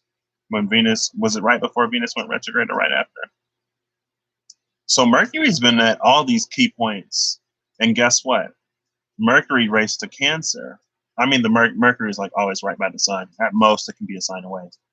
But the sun wasn't in Capricorn. The sun was in what, Aquarius? When that happened? Or was it in Capricorn? I don't remember. Anyway, Mercury has been talking between all the gods, being the embodiment of these planets, right? But that's what Mercury does. It's the messenger god. So it's been delivering messages. And one of the first big things it showed up for was that Pluto-Saturn conjunction. So Mercury was right there when Pluto was like, hey, Saturn, this is what's about to go down. Because they've been asking for a change down there. So I'm about to leave them shook. They're going to be real shook with this one. And Saturn was like, oh, I wouldn't even do that. Mercury's like, yeah, I know. That's why I'm doing it. Or Pluto. Pluto was like, yeah, I know. That's why I'm doing it. Saturn was like, ooh, Pluto, I ain't got nothing on you. Pluto was like, ain't nobody got nothing on me. Saturn was like, you right. But the other ones ain't got nothing on me. And so then Mercury is over here in all of this, right? Going to tell all the planets. And so Mercury rushes into Cancer right before, and it's going to retrograde, right? So it's getting all this Cancerian energy before it retrogrades and before the sun comes into Cancer when we have that new moon solar eclipse, right? So that'll be interesting. And I believe Mercury will still be in Cancer when we have the following full moon lunar eclipse. Because it's a new moon. It was a new moon. No, it was a full moon lunar eclipse in Sagittarius. Then it'll be a new moon solar eclipse. And then I believe it'll be a full moon in Capricorn lunar eclipse. New moon in Capricorn lunar eclipse. I don't know what degree that's going to be happening at, but Jupiter and Pluto will probably be like a lot closer by then. Saturn might even be in Capricorn by then when we have that new moon that full moon in Capricorn. Ugh. It's like, oh, y'all, like, let's get it together before everything is in Capricorn again and everything is like, life or death, or like buzzer beater at the last minute. Like, let's take care of this before it escalates that far, please, because it ain't gonna get no easier if we put it off. And actually, the energy is kind of sort of beautiful to do it right now. So, Eight of Scepters, the Sharpshooter, the Spirit Occupant. The Spirit Occupant is the Sharpshooter. The Spirit Resident in this card is the Sharpshooter. One who can hit the target that the Keeper is aiming for. This is the Spirit personification of experienced and. Let me flip this over so I can blow this up, y'all. Okay, there we go. It is aiming for. This is the Spirit personification of experienced and proficient marksmanship. The Sharpshooter Spirit is a protege of Anat, an old Canaanite maiden goddess of war, and also a messenger from Artemis. Here could be a daughter and priestess of Minerva or Pallas Athena. The Sharpshooter is an exalted state of the elemental fire. That's it. So here, well, she a messenger. And Pallas is actually in Capricorn now. Pallas is in Capricorn, making sure she's in on that whole little like Pluto, Jupiter, Saturn foolishness going on in Capricorn. And Pallas is actually great because she is, Minerva, Pallas Athena. She's like the goddess of like good war, of like intellectualism and stuff like that, with the owl. So, she's smart and she's wise and all of that, of like good battle strategy, right? All of that stuff may not necessarily be good. I feel like it's energetically great to have her there, but like physically, when we're living it down here, it's like Pluto, like everything that happened in the beginning of the first half of 2020, it was really chaotic, right? It was like all over the place. Now, depending on how we proceed, it's like Pallas is going to be there. And Pallas is like, okay, so if they didn't get the message when everything was all chaotic and all over the place, here's a plan of specific direct targets to hit to make sure they see it. If they didn't see it before, they will see it now. And energetically, it's like, yes, that's amazing. Like, bring on the strategy. Physically, we already saw how that stuff played out the first time. And we had quite a bit of time, right? And we already have risk of a second wave of everything happening. And now we got this going on right now. And if we're not addressing any of it, and something else happens on top of all of that, it's all just going to blow up at the same time because Pallas is there. So she good, but she also retrograde because she's going back to the party. This Eight of Wands is pointing to the grotesque. So I'm actually going to read this as well. I think I might read the whole entry for the grotesque. I'll just read the Spirit Occupant. Because if this is a messenger, then, and we just got all these messages down here. So I guess I shouldn't be surprised. But Artemis is also associated, right, with I guess it did say a messenger of war with a knot, but Artemis is an archer goddess. So, daughter and priestess of Minerva. Oof. Elemental fire. Oof. Goodness. Purification. Fire and water. Purification. So, oh look, fire and water. And we just read about fire and water being the elements of purification. So here we go. Five of chalices, the grotesque. So the figure is cloaked as if intentionally, I'm gonna flip this again, sorry y'all. The figure is cloaked as if intentionally hiding his appearance. The implication here is that of a figure who is odd or unnatural in physique, who was born with a trait that might not be acceptable to society. The spirit occupying this card is one of distortion in design. The spilled chalices hint at the disfigurement. Here is a spirit of the strange and mysterious, the fantastical and the incongruous. The grotesque is a spirit that can bring discomfort and yet is gifted as one of the most powerful interpreters of the arcane. The shield of David is emblematic of the grotesque because it represents power, control, and mastery of the craft that is so formidable that to the lesser it is grotesque. Those born different and not yet empowered by that difference can call upon the grotesque for support and guidance. So I wish we could just take care of this stuff on the first go around. That would be amazing. That would be so fantastic. Oof, just finished my tea. Did the camera shift again? I said I was going to stop reaching over there. Oh well.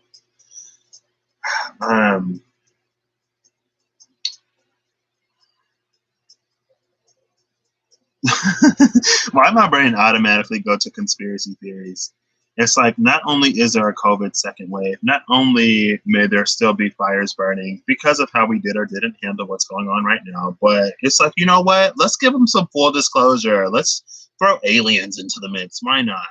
Right? Especially with all the mess that's being declassified by the Marines and stuff now. Right? Yep, that's legit footage. Yep, we don't know what that is. Yep, it's some identified object. Even though we don't know what it is, though, we ain't shooting at it. And somebody made a comment, and I entertain conspiracy theories because I like to think. So I don't necessarily, consider them to be valid or invalid if I'm being completely honest. I'm just like, something interesting to think about, right? But somebody was like, why is it always that like the military has this footage? As if they already know. And I was like, oh, that is interesting. And if you listen or if you watch the videos, it's like, oh my gosh, what was that, dude? Like, I can't believe it, man. It's like if you actually didn't know, like, there's no threat at all. It's almost like, and again, I'm a storyteller. I love the element of stories and narratives and the power that they hold, right? Maybe it's the Pisces in me. My Mercury is also in Pisces. I love the element and the power of storytelling. So it's almost like, they were briefed like, hey, if you're going to be flying out in this area, it's almost like this UFO type of hotspot. So you're probably going to see something out there. And then maybe somebody thought it was a joke or like, no way. And then they go out there and like, oh my gosh, it's actually like one of those things, like blah, blah, blah. And again, we ain't necessarily got to go all the way out to Neptune, everything in moderation. But Neptune in moderation is medicine.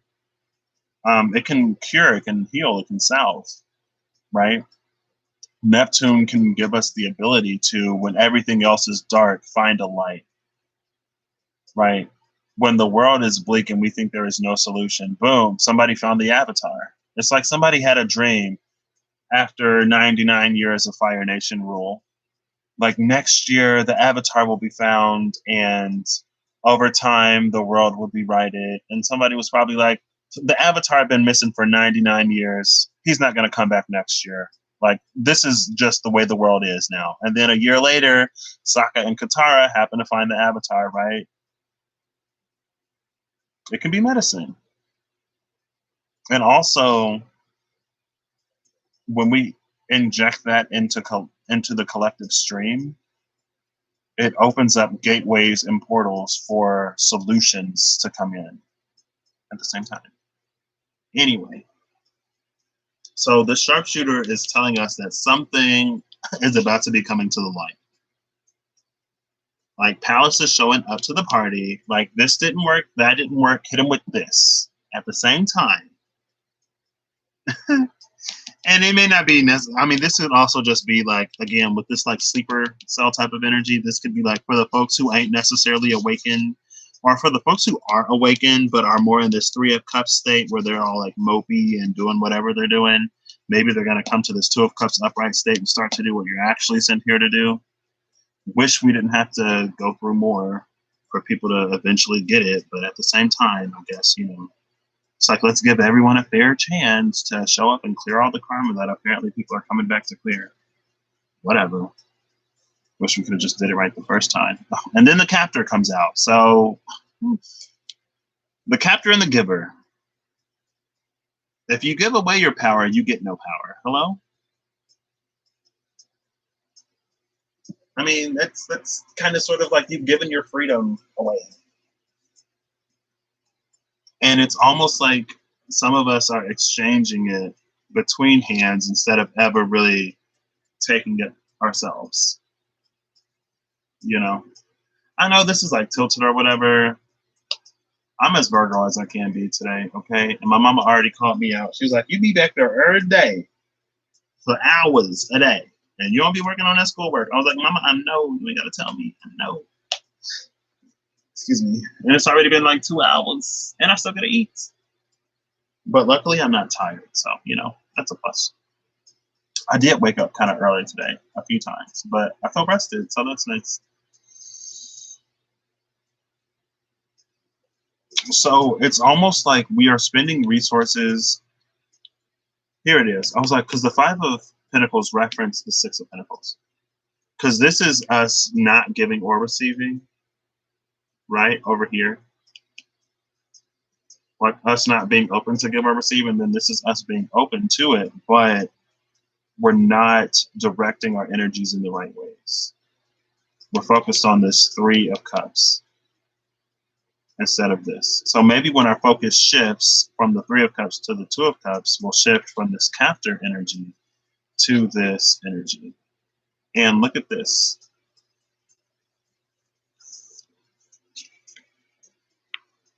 Let me see if y'all can see that. Can y'all see that? All right, first look at the ropes on her. You see all the ropes on her? Right? Now look at who's tied up behind those swords. They're the same person. So, oh my gosh, maybe, and this is me being not blindly, but really optimistic, maybe the timelines will diverge, right? Maybe timelines will diverge again, so that for the people who are aligned, for the people who are not in this captor energy, maybe we can come into this energy where we're moving forward and finding this peace, right? And then for the people who so for the giver people, like for the people who free themselves, like we go down this timeline. And for the people who don't free themselves, they go back down this timeline. Right? And then they'll converge again later. Because what I don't want is more of this foolishness. But maybe not, maybe not. Anyway. Parallel universes, realities, timelines, blah, blah, blah, whatever, Scientists have discovered a parallel universe where time flows backwards. Psych. That was literally the headlines. A lot of stuff is popping up, being declassified, being all kinds of stuff right now, which is very interesting. Very interesting. So anyway, this is an either or. The angel is who is tied up. So all of this goodness, if you're not in the space of this goodness, well, this is saying you'll get an opportunity to be. If you weren't in it this time, it'll come back. 5 and 5, it'll come back. If you were in it, then maybe, you know, you'll move forward because she's free, right?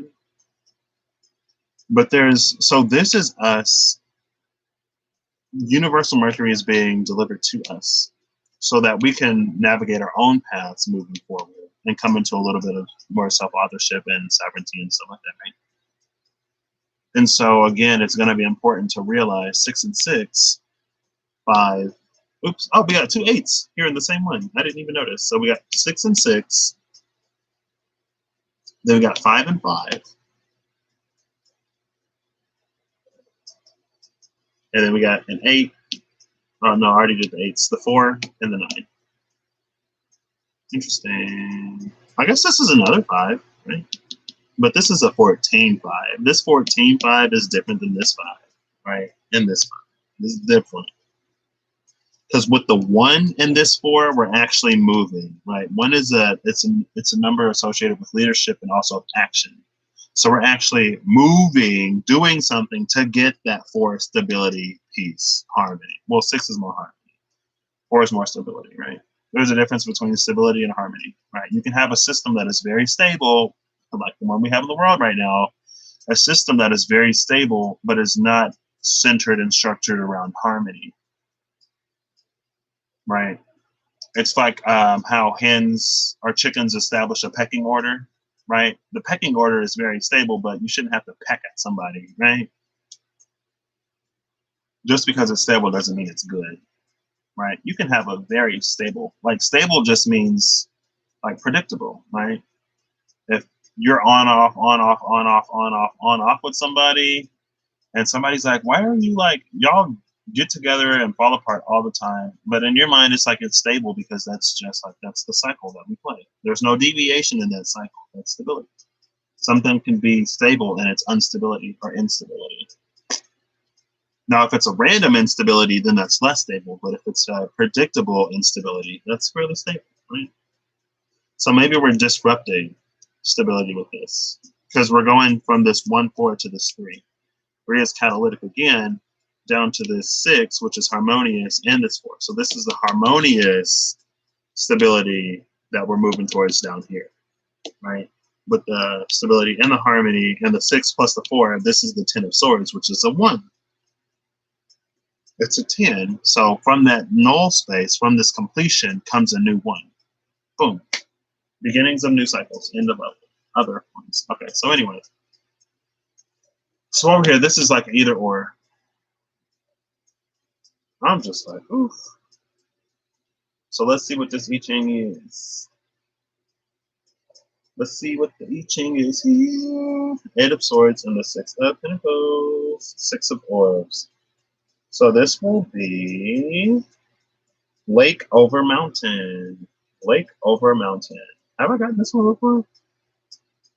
Oh, Lake over Mountain is attraction. 31. Lake over Mountain is attraction. And this 8 of Wands is also here. Because I was literally going to say, like, so this already is the energy of the Tower and the Magician over here.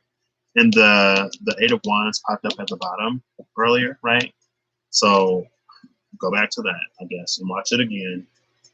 So you need to break cycles over here. Break cycles over here, 8 of Swords, get free. Oh my gosh. And the 6 of Pentacles came out right here for this cycle that could have been better with all the swords on this side. So this third one is referencing the thing I did in the beginning. So there you go. Boom. I love when they kind of sort of do that. Like, I'm not completely off. 31, attraction, influence, and chemistry. This is Xian. Receive others with humility and non-judgment. If you can't receive others with humility and non-judgment, boom, you're trapped. Sorry, not sorry. And I feel like that kind of sounds hypocritical of me to say, but sorry, not sorry. Receive others with humility and non-judgment. Let the people move you, and you will move the people. Reciprocal attraction, mutual influence. Young lovers are joyous and prosperous. It is auspicious for you to proceed with your endeavor. Change is coming, though no one seems to sense it. The beginnings of movement. An idea begins to surface. However, whether the influence will have an impact remains to be seen. It is still too early to tell. Oh my gosh. That's why I don't like this pile. There's too much ambiguity here. It's like change is coming, ideas are coming, this influence is here, but we don't know if it'll have any impact or not. So that's what you get over here. I mean, like I said, see everything earlier. Now I'm going to put these back. I'm going to get the final cards, and then I'm actually going to get to work, like actually get to work. Like I've been figuring one thing out from solving this design problem for the longest time.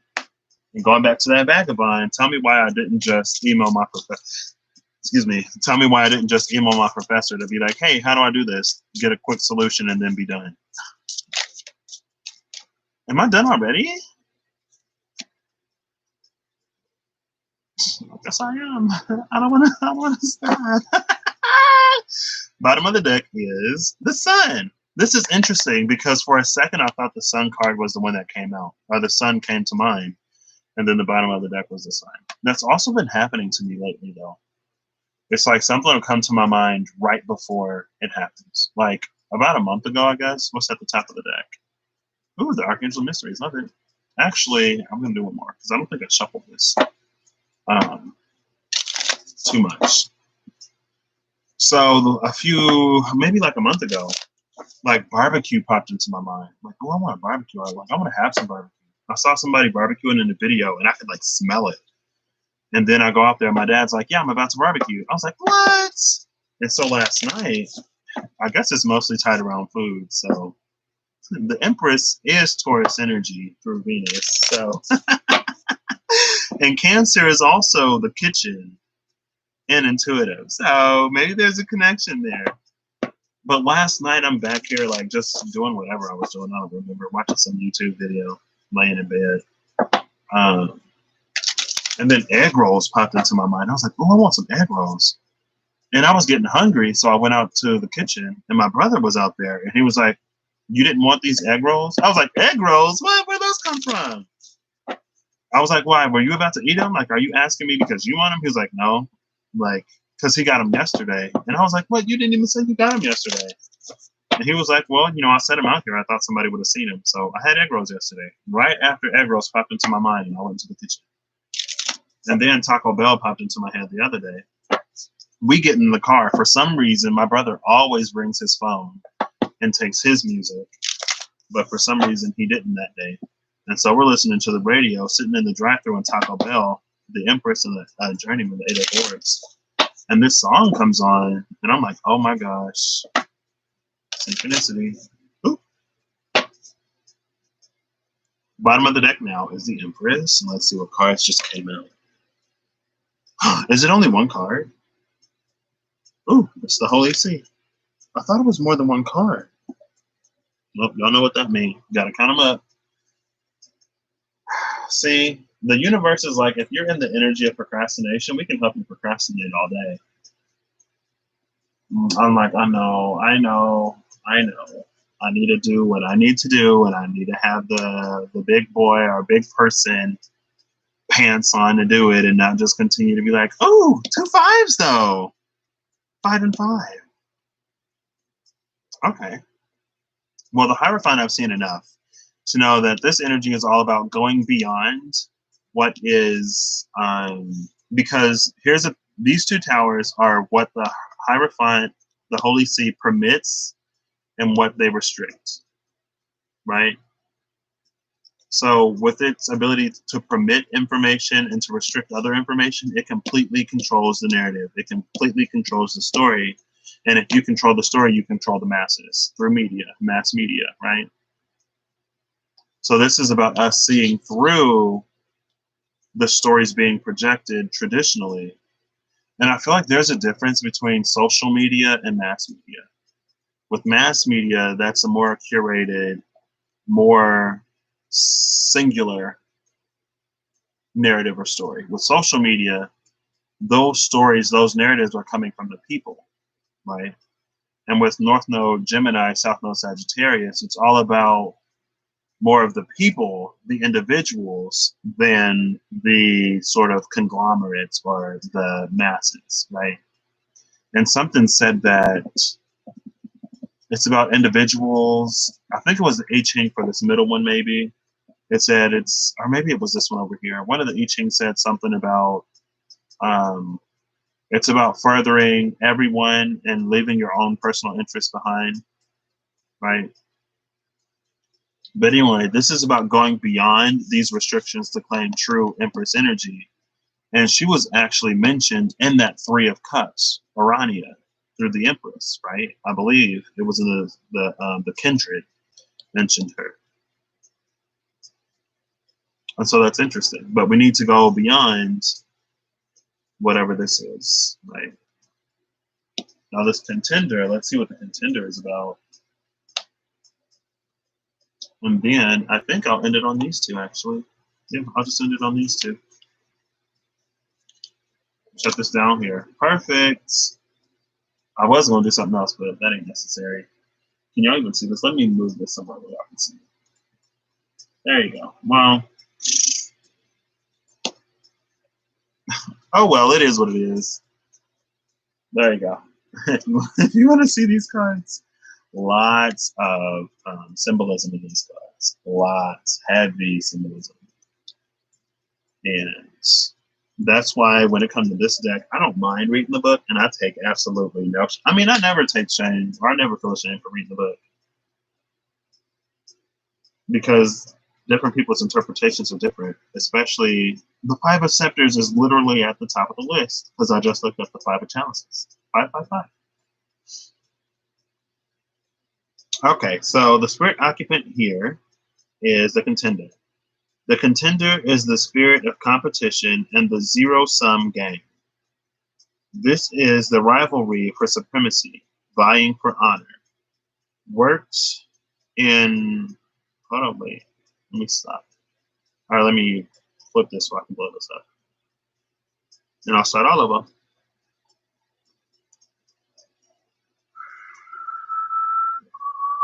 Interesting. The contender is the spirit of competition in the zero-sum game. This is the rivalry for supremacy, vying for honor. Worked in conjunction with the Six of Scepters, the champion will amplify the powers of the keeper to ensure victory, success, and the receipt of honors. So with this being a zero-sum game, I feel like that's like no one wins or loses. Hey Siri, define zero-sum game. A zero-sum game is a mathematical game in which players make payments only to each other. In such a game, one player's loss is the other player's gain, so the total amount of money available remains constant. Ooh. I was a little hesitant. I didn't think Siri would give me a full definition, but Siri gave me a full definition. And then we have the Holy See right here.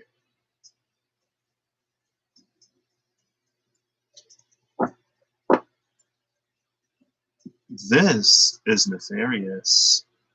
I don't like this. What is this? Saturn in Leo?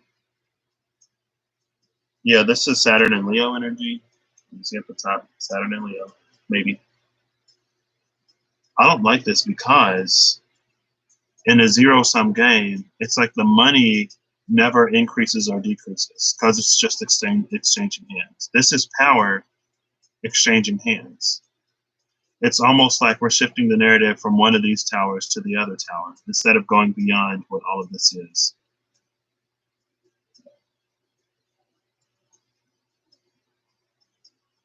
Oh my gosh, I need clarification. I was about to be done. While I am happy to continue. Oh, there's the Memory Keeper. So the Memory Keeper, the Malays, and the Knight of Swords, the Shining Winds.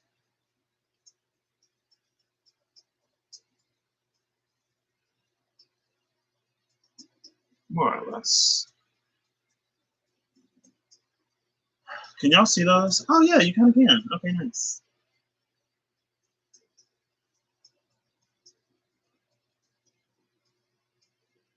So I feel like it's important for us to address the things that are being brought to our awareness, to the collective awareness right now. But with Universal Mercury being here again, it's like it's important for us to address the things of the past, but we also need to see and move beyond it.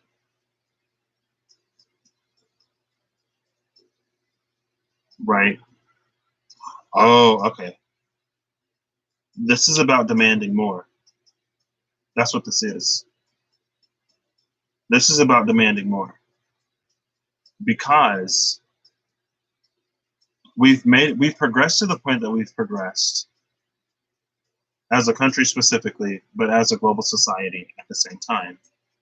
But we still see the same theologies at play, right, when it comes to supremacy. And so it's almost like the protections that we have come to gain, do they actually mean anything?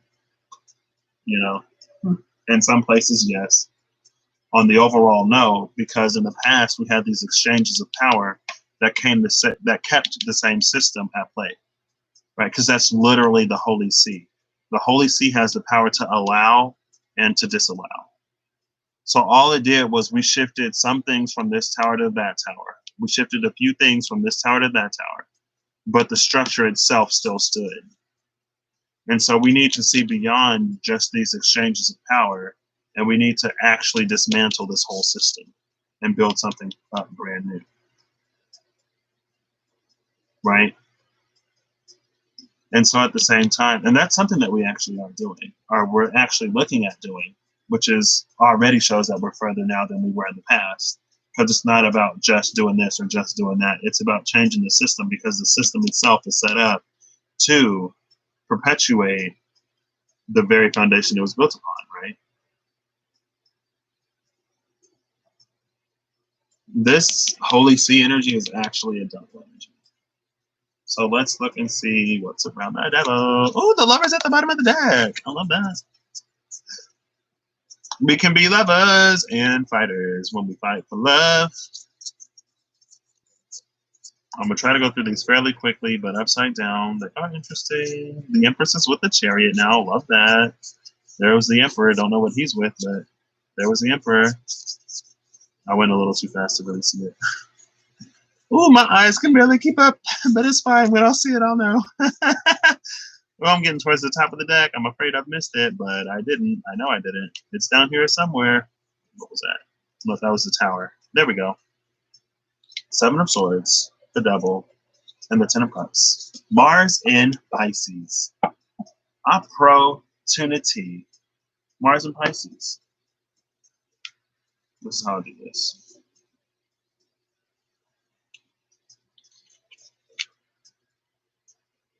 What is this? The Moon in Aquarius, Mars in Pisces. That's, oh, I was treating that like it was, when's the next time? The Moon has already left Aquarius. Because the Moon is almost new. So the Moon should be, what, Gemini? No. The Moon was just in Pisces. It may be in like Taurus right now. Let me see. Because we're not that close to Cancer season. Like, we're closing in on Cancer season, but we still got... Actually, no, because it's the 15th already. This month has literally flown by, and I've done nothing. Oh, it's not too late. But I really need to get to business.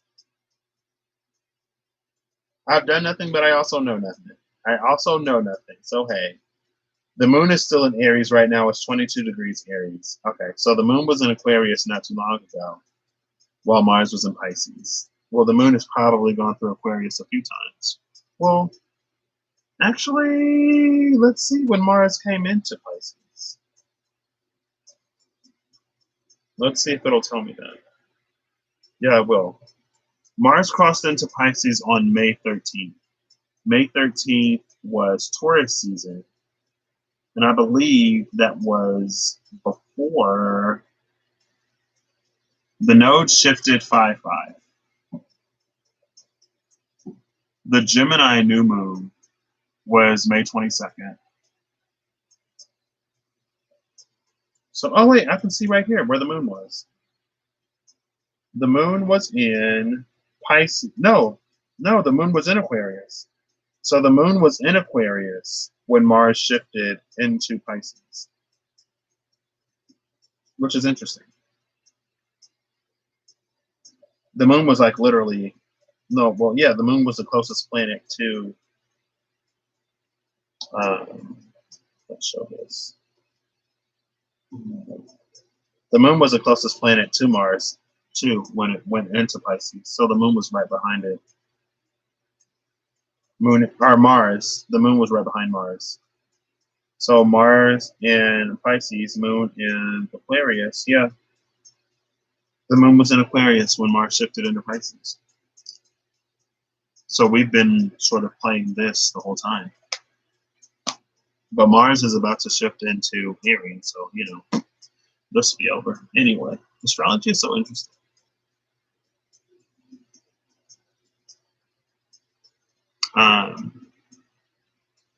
So we have this Memory Keeper and the Seven of Swords on top of this. This is interesting because if this were a movie, there are quite a few movies, games, and shows where the government or someone with some kind of ability or power, first they put themselves in power, and then they either erase history or they steal the people's memory of history. So the people believe that this structure of power has always existed, when in reality, whatever this energy was came into power and then took all of these memories. And so maybe one of the reasons why we can't really see something a different way is because of how long this system has been in power. And there's one person in particular who is like, they took this from our history and they took that from our history. Why is it that the structures, there's a lot of these structures that you can't really replace or get rid of? Oh, I said I was going to quit doing that and I just did it again, didn't I? Oh, well, oops. I keep reaching over there for no reason. I'm sorry. It's fine. I'm about to shut this down anyway. Oh, it's 2:22:55. On the runtime, I need to go. It's been 2.5 hours. Oof, this was supposed to be a quick thing. Oh, well. It always is what it's supposed to be. But he was like, they could erase the history and they can move into the structures that already pre-existed as if they've always been there. But the structures existed before you moved into these places. And that also falls within the Holy See's ability to permit some things and to revoke other things. And history is always preserved in the form of narrative. And narrative and media, through the Hierophant's control, it can serve their purposes. So people say that Neptune traditionally rules the media, but through its power of storytelling, the Hierophant also has some ability and control there as well. Ooh, this is ugly. But over here, we have this Ten of Cups, where the Knight of Swords is showing us a new way, showing us how to navigate to this Ten of Cups, which would shift the powers from this zero-sum game. But we wouldn't know. I feel like we don't yet know enough to say that we've done it. Because this is all about the systems behind the systems behind the systems. And so while the things on the surface level do need to be addressed, because on the surface, even though like the people and power may be like sitting like behind the curtain, like behind the curtain, behind the wall, behind this area, behind this fence that we can't get past, right? But on the surface level, there's still a fight for the heart of humanity, and people's hearts are still coming online because of everything that's happening. And you know, when you can care for someone who is not you or who is not related to you, when you can do that, you know that the heart is starting to come online. When you can't do that, the heart is basically shut off, right? Regardless of if you're related to someone, regardless of if you know someone, regardless of if you are conditioned to believe that they are right or if they are wrong, if you can't feel anything for that person, the heart isn't online. And there's been a lot of people not feeling things for a lot of other groups, where other groups would even be other groups, right? And again, that's all of this. Not only did it rob people of their memories, but it also robbed people of their compassion. And that's the most sort of tragic part of this, right?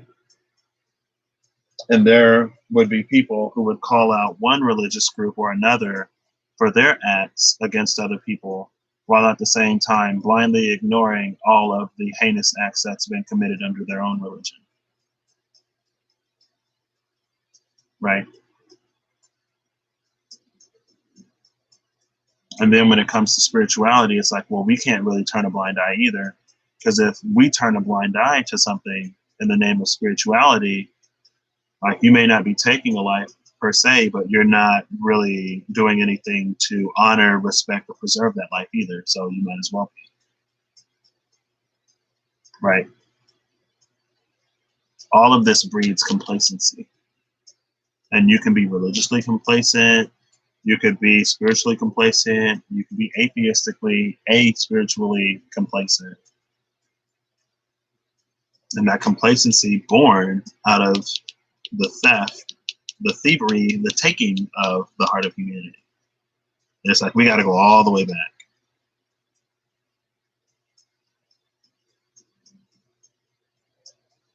But anyway, that's what this is. I don't even necessarily like, I mean, I feel like everything over here is unseen. This is a messenger from the realms of the unseen wearing a mask. So like, we don't know who this is. And honestly, there's an element of trust here. But it's a false trust, because it's like there's trust over here. But if you knew what they all took from you, like actually took, because the Hierophant, the Holy See, is also a spiritual energy. So this is extremely informed, right? Which means it's intentional beyond what you may even know, because it restricts your ability to freely come to know the things that it knows spiritually. And it permits whatever it wants to tell you of that hidden spirituality. That's why in this deck, the Holy See is all about going beyond both of these pillars to see and learn for yourself. Oof. Oh, well, who am I? Why do I do this? When did I start talking about stuff like this?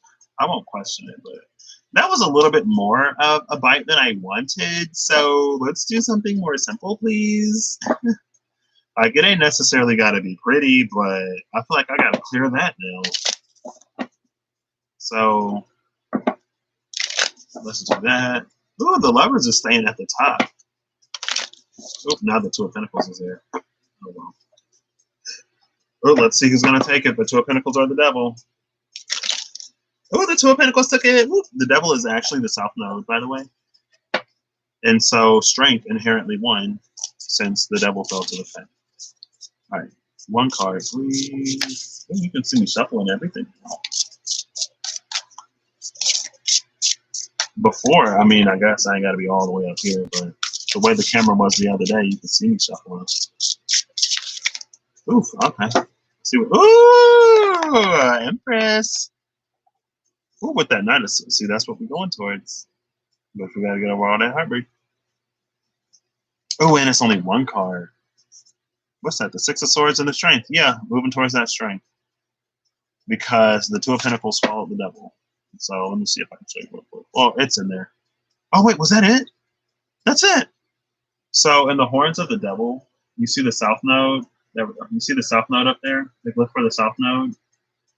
Now on the Strength card, and they're not too far apart either.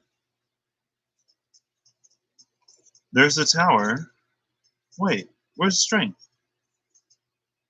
I just saw Strength. Oh, it's right here with the Six of Swords. And then in the sky, you should be able to see the North Node somewhere. Where is it? Where is it? Where is it? There it is. You see the North Node right there? The glyph for the North Node? There's a glyph for the North Node in the Strength card. And then the South Node on the Horns of the Devil.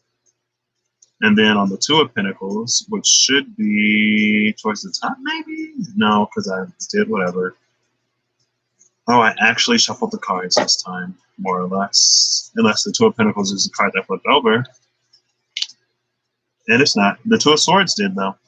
So still in the realm of the twos. And the realm of the twos is the realm of the High Priestess, Justice, and Judgment. There's the Two of Cups. I mean, of course, I'm going to find the Two of Cups. I'm looking through the cards to see what the Two of Pentacles is. But that's all the twos. Why is this card? Four of Pentacles is in reverse. I think I just saw the High Priestess. No, but there's that Judgment, the 20. Let's see. There's a New World Order. Next to that Hermit. Okay. What am I looking for? The Two Pentacles. Okay. There it is. So you see the North Node and the South Node. There's North Node, there's a South Node, and there's Two of Pentacles. Choosing between Strength and the Devil. That's kind of sure where we are right now. So Two of Swords, again, with that Empress at the bottom. Empress at the bottom of the deck again. This is all about choices that we can't see with our eyes, but that we can feel with our heart. And also, God is watching. So y'all ask for this great awakening. Y'all ask for world peace. Y'all ask for everything y'all ask for. Let's see if you actually, take it or not. And if you don't take it, your complaints will be null and void. I mean, they always are, but know that you're being watched right now, and you're being judged, and you're being evaluated, and you probably know better, because again, the realm of the twos is not only is it judgment, but you also know better with the High Priestess, right? And just because your reality, your world, and other people aren't validating what you know to be true does not excuse you from acting in a way that aligns with what you know to be true. It doesn't matter what's validated. It doesn't matter what you're told. It's what you know. You're going to be judged based off of what you know. And in the middle is that Justice with the 11. 2, 11, 20. 2, 2, 2. There you go. If you've been seeing 2, 2, 2 lately, maybe it's time for you to act right. I don't know.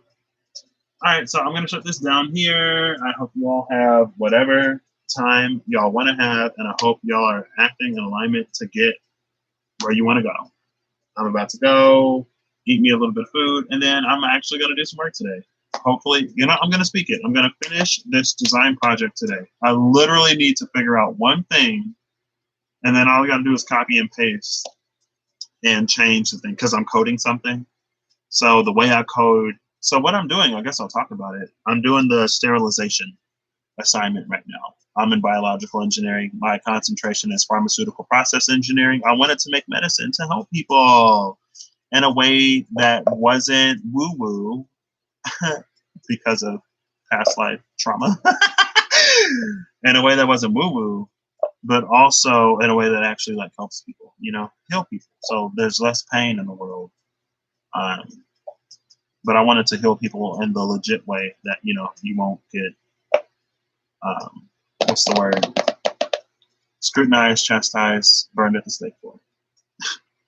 More or less. Or at least taken seriously, right? And so it's about sterilization. So in this assignment in particular, their heater broke. And it's going to take a long time for them to get another heater. And so they have this old heater, but it doesn't get as hot as the new heater or as hot as a replacement heater. So they're like, what do we need to change in our process to make sure that our food, like the bacteria in the food, is being killed. But you also have to make sure that the nutrients and the vitamins in the food aren't being completely destroyed. And that's one of the things about cooking stuff. When you cook something, you kill the bacteria, but you also destroy the proteins and the nutrients and the vitamins in that because they're also sensitive to heat.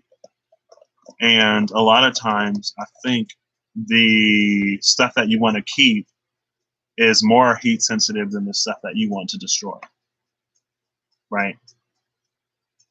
Or not right, but a lot of times it is. And so you have to balance the two, right? Balance the sterilization with the nutrient sort of content. And so that's what this assignment is, and that's what I'm doing. And so I've modeled how the temperature changes throughout different points in the food. Now I just need to use or get the information to model how the bacteria is sterilized, and the way the bacteria is sterilized, the formulas are the same for the nutrient degradation. So, got to do all that. And if I was doing it on pen and paper, it would be a lot easier, but I have to figure out how to code it in this program. And so now I'll need to look up, like, how do I get this program to do what I want to do? Because I know what I want to do, but I need to use the language of the program to do it. Right. And the same thing kind of sort of happens, I guess, when you talk about as above, so below. Like, you know where you want to go mentally, and you may begin to feel your calling spiritually. But what do you do in the program? What language and logic do you use in the program, in the 3D, in the physical, to align with what you know you want to do, to align with what you feel called to do? Right. Like, a lot of times, getting things to work physically, and that's why the physical is the slowest, because, like, you have an idea of something you want to do, boom, it's that easy. Mentally, like, you can see it operating and working, but how do you actually build it? Right, that's the challenge. So it's all relevant. I guess that's my challenge, both in homework and in life, because I'm like, oof, I want to move towards world peace, where we actually listen to each other, and we can set aside our own need to be comfortable, and we can set aside our own need to be absolved of any kind of ism label and any kind of guilt and any kind of shame. And we can actually look at the problem and fix it, right? But anyway, that's where I'm going to end this. I hope y'all have whatever y'all want to have. Again, this was, the Hierophant. Call me Cassandra. Ain't nobody listen to her. Apparently, don't nobody listen to me. Let me stop. I'm going to stop calling myself Cassandra. So this is, Cassandra's Tarot, Dice, and Spiritual Advice. Signed in for the last time. And again, if y'all don't know, Cassandra was a prophetess. Cassandra was a woman blessed with the divine gift of prophecy by Apollo, because Apollo wanted to sleep with her or marry her. Apollo wanted her in some way, shape, form, or fashion. And she got the gift from Apollo, but she didn't want Apollo. And Apollo couldn't take the gift from her. So he added to her gift that while she will see the future accurately, no one would ever believe her. So Cassandra is the unheeded prophetess. And her brother, coincidentally, was Hector, right? Who was slain by Achilles. So someone who was more vulnerable bested in battle and combat the one who was more proud and arrogant, because Hector had never lost. And he was like, I ain't never lost in my life up until today. Why will today be any different? And then along came Achilles, So anyway, my name is Patrick. Cassandra is a thing of the past. Let me stop. Anyway, I'll catch y'all later. See ya.